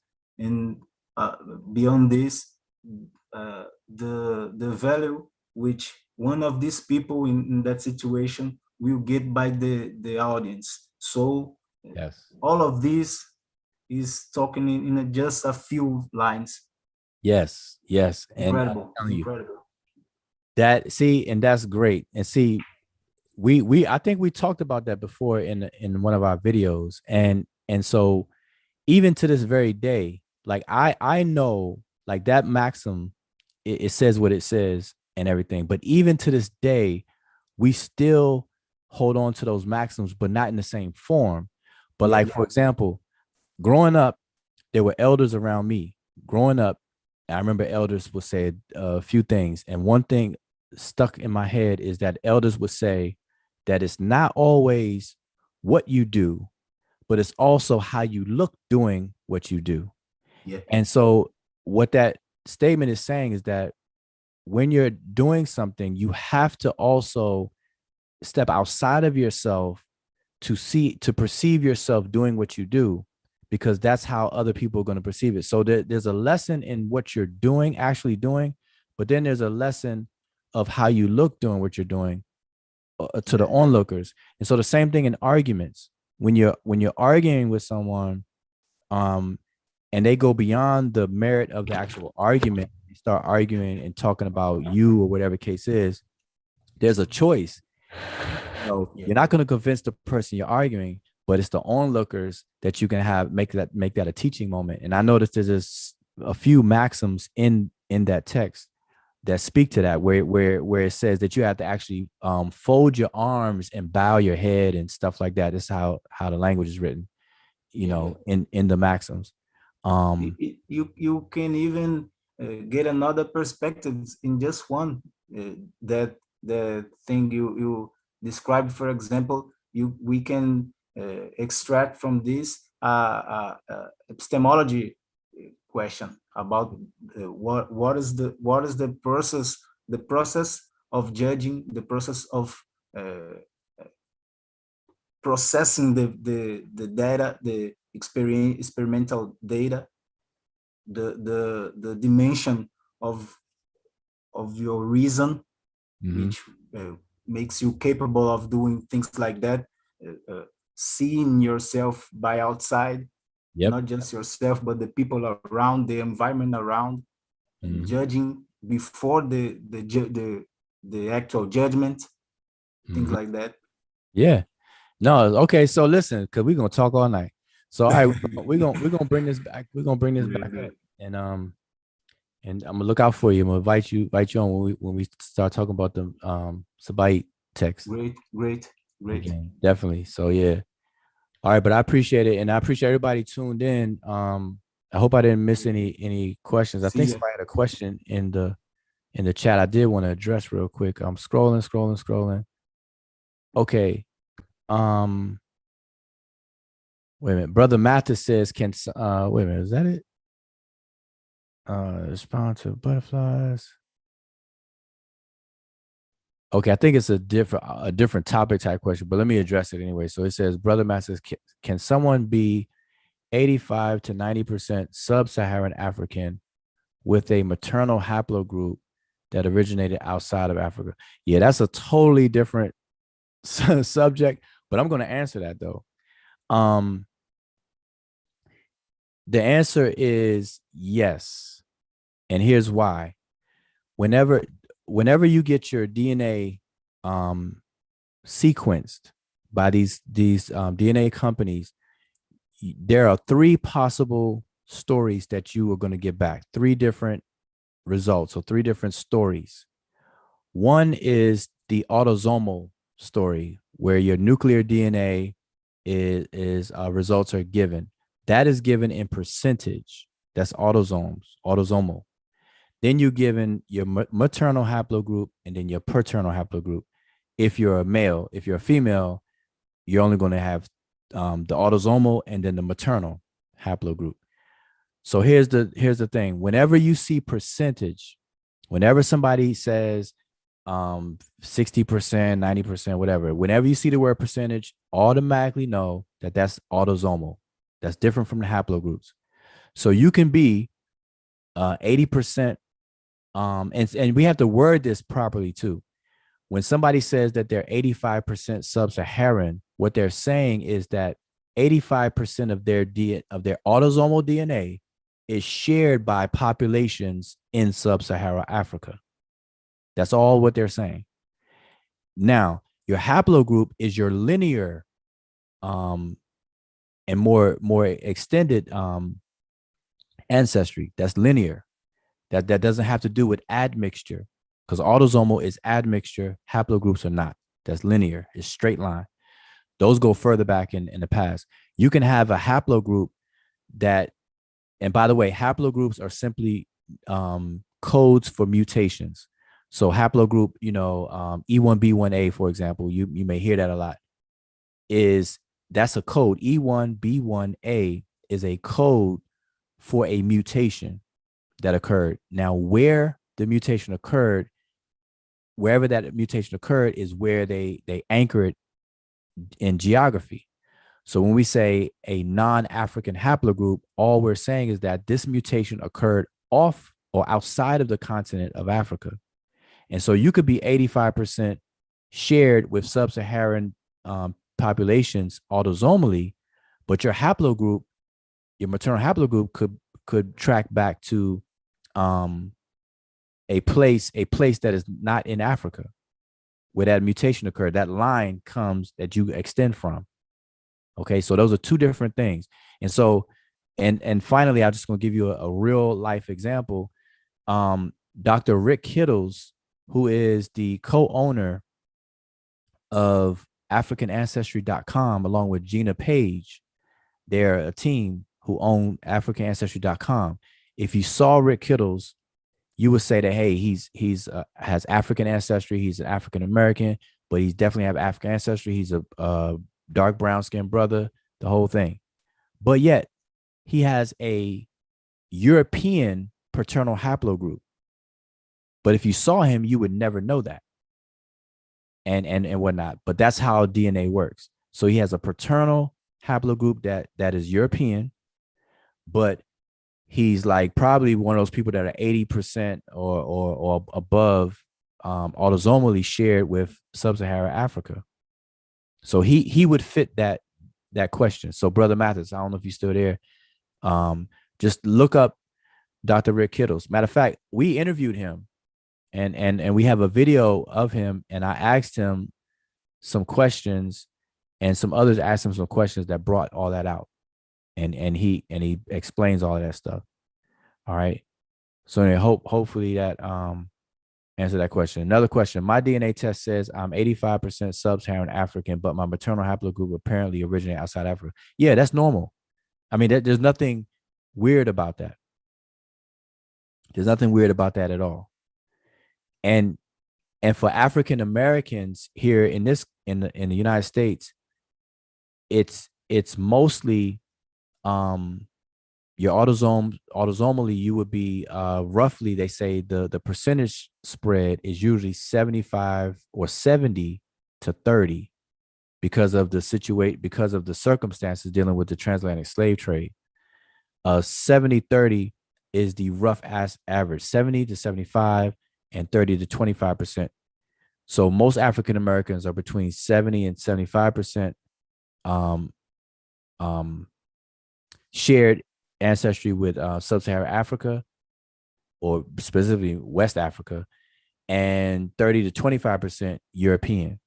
That's what autosome. But haplogroup wise, most people's paternal haplogroup is tracked to a European community. And we understand why, because of the transatlantic slave trade. Okay. So there you have it. But it's not unusual at all. It's not unusual at all. All right. Now me, I'm the other way around. My paternal haplogroup is squared in Africa. And my autosomal mixture, I'm split from west and east. I have ancestry, autosomal ancestry that is shared by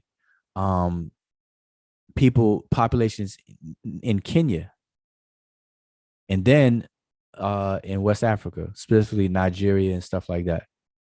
So I'm telling you, it's very interesting. But anyway, it's late, and we didn't talk about DNA tonight, but I love talking about that. So maybe another show, we'll kick that off. So with that, I'm gonna say Shem Imhotep. Oh, and Emiket put the link for the video in the chat. All right, but hopefully I didn't miss anybody. Oh, Sadiq A says my haplogroup, maternal haplogroup, mutated outside of Africa. Mine is J1C, and paternal is EM132. Right. So it's normal. It is normal. All right.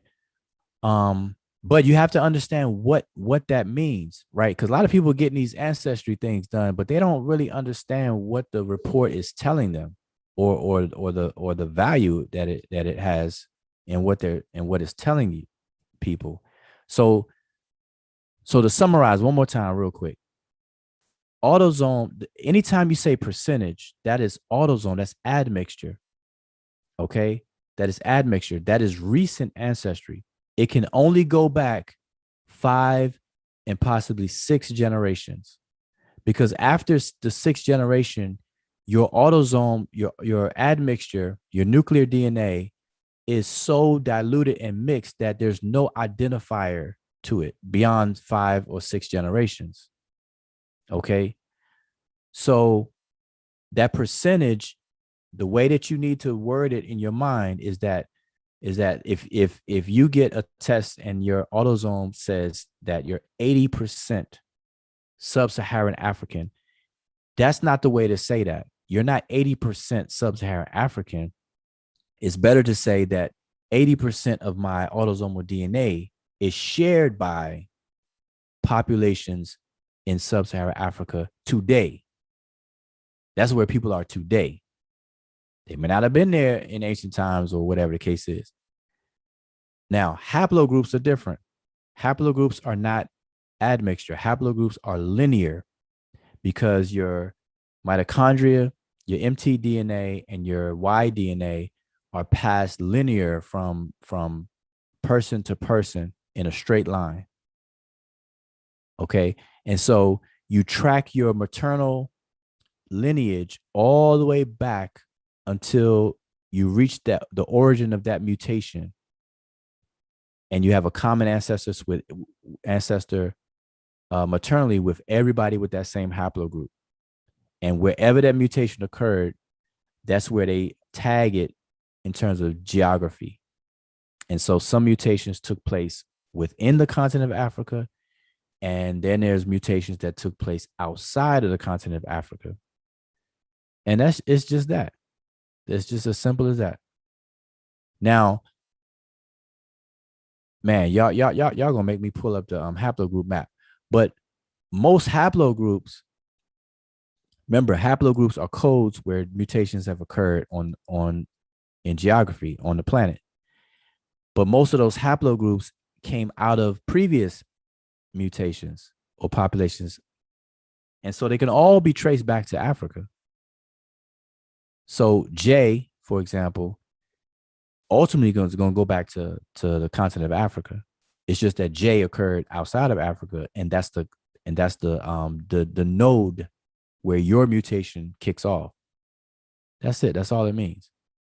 So L, we know maternally L is on the continent of Africa. But then when you get to M, N, and all that, it starts to go outside of Africa.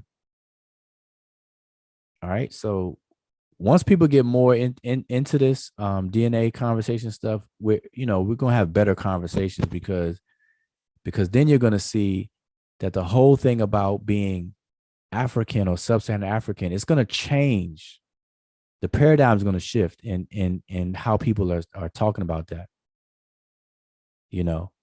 Because all living human beings on the planet Earth right now ultimately have ancestors that come from Africa. Period. Everybody has African ancestry. Everybody who's living and breathing right now has African ancestry. That's it. So where's the value in that? So now we have to chop it up into distant versus recent in a chronological timeline. We have to say, okay, well, I have recent African ancestry versus Europeans have distant African ancestry. Now we're gonna play that, play into that and stuff. But anyway, like I said, it's late. Y'all about to have me shift in the fifth gear. Y'all about to get my next bottle of water and start talking for another 2 hours. But hey, y'all, it's been nice. We could talk about this again. But who is that asked those questions? Brother Mathis, man, you gotta get here early. You gotta kick it off. Listen, I put the link in. I asked you all to come up with topics, and and I'll do my best to try to tie any topic that's brought up. I'll try to tie it into Kemet in some form or fashion. I can tie the DNA conversation into Kemet, even though the ancient Egyptians or ancient people, period, they didn't deal with DNA. But I'm saying I'm not gonna tie it in as if they dealt with it. I'm saying our concept of grouping populations of people based on DNA did not exist in ancient times. But the people in ancient times had human taxa or taxonomy, where they grouped people based on other things, and mainly culture. Culture was king. All right. Whereas today we got this social construct of race. They didn't have that. All right. Race, the social construct of race did not exist in ancient times. They were not conscious of today's social construct of race. But they definitely had a concept of distinctions based on culture and language. If you didn't speak their language, you were not them. It's just that simple. All right, but I'm gonna say Shem Hotep. I appreciate everybody tuning in, and remember to subscribe and look out for us to go live again. All right, I'm gonna pop up 4:00 in the morning or something. Nah, but I would say Shem Hotep. Appreciate it. Shem Hotep. All right, and go to interfere, which is good night. Shem Hotep is bid you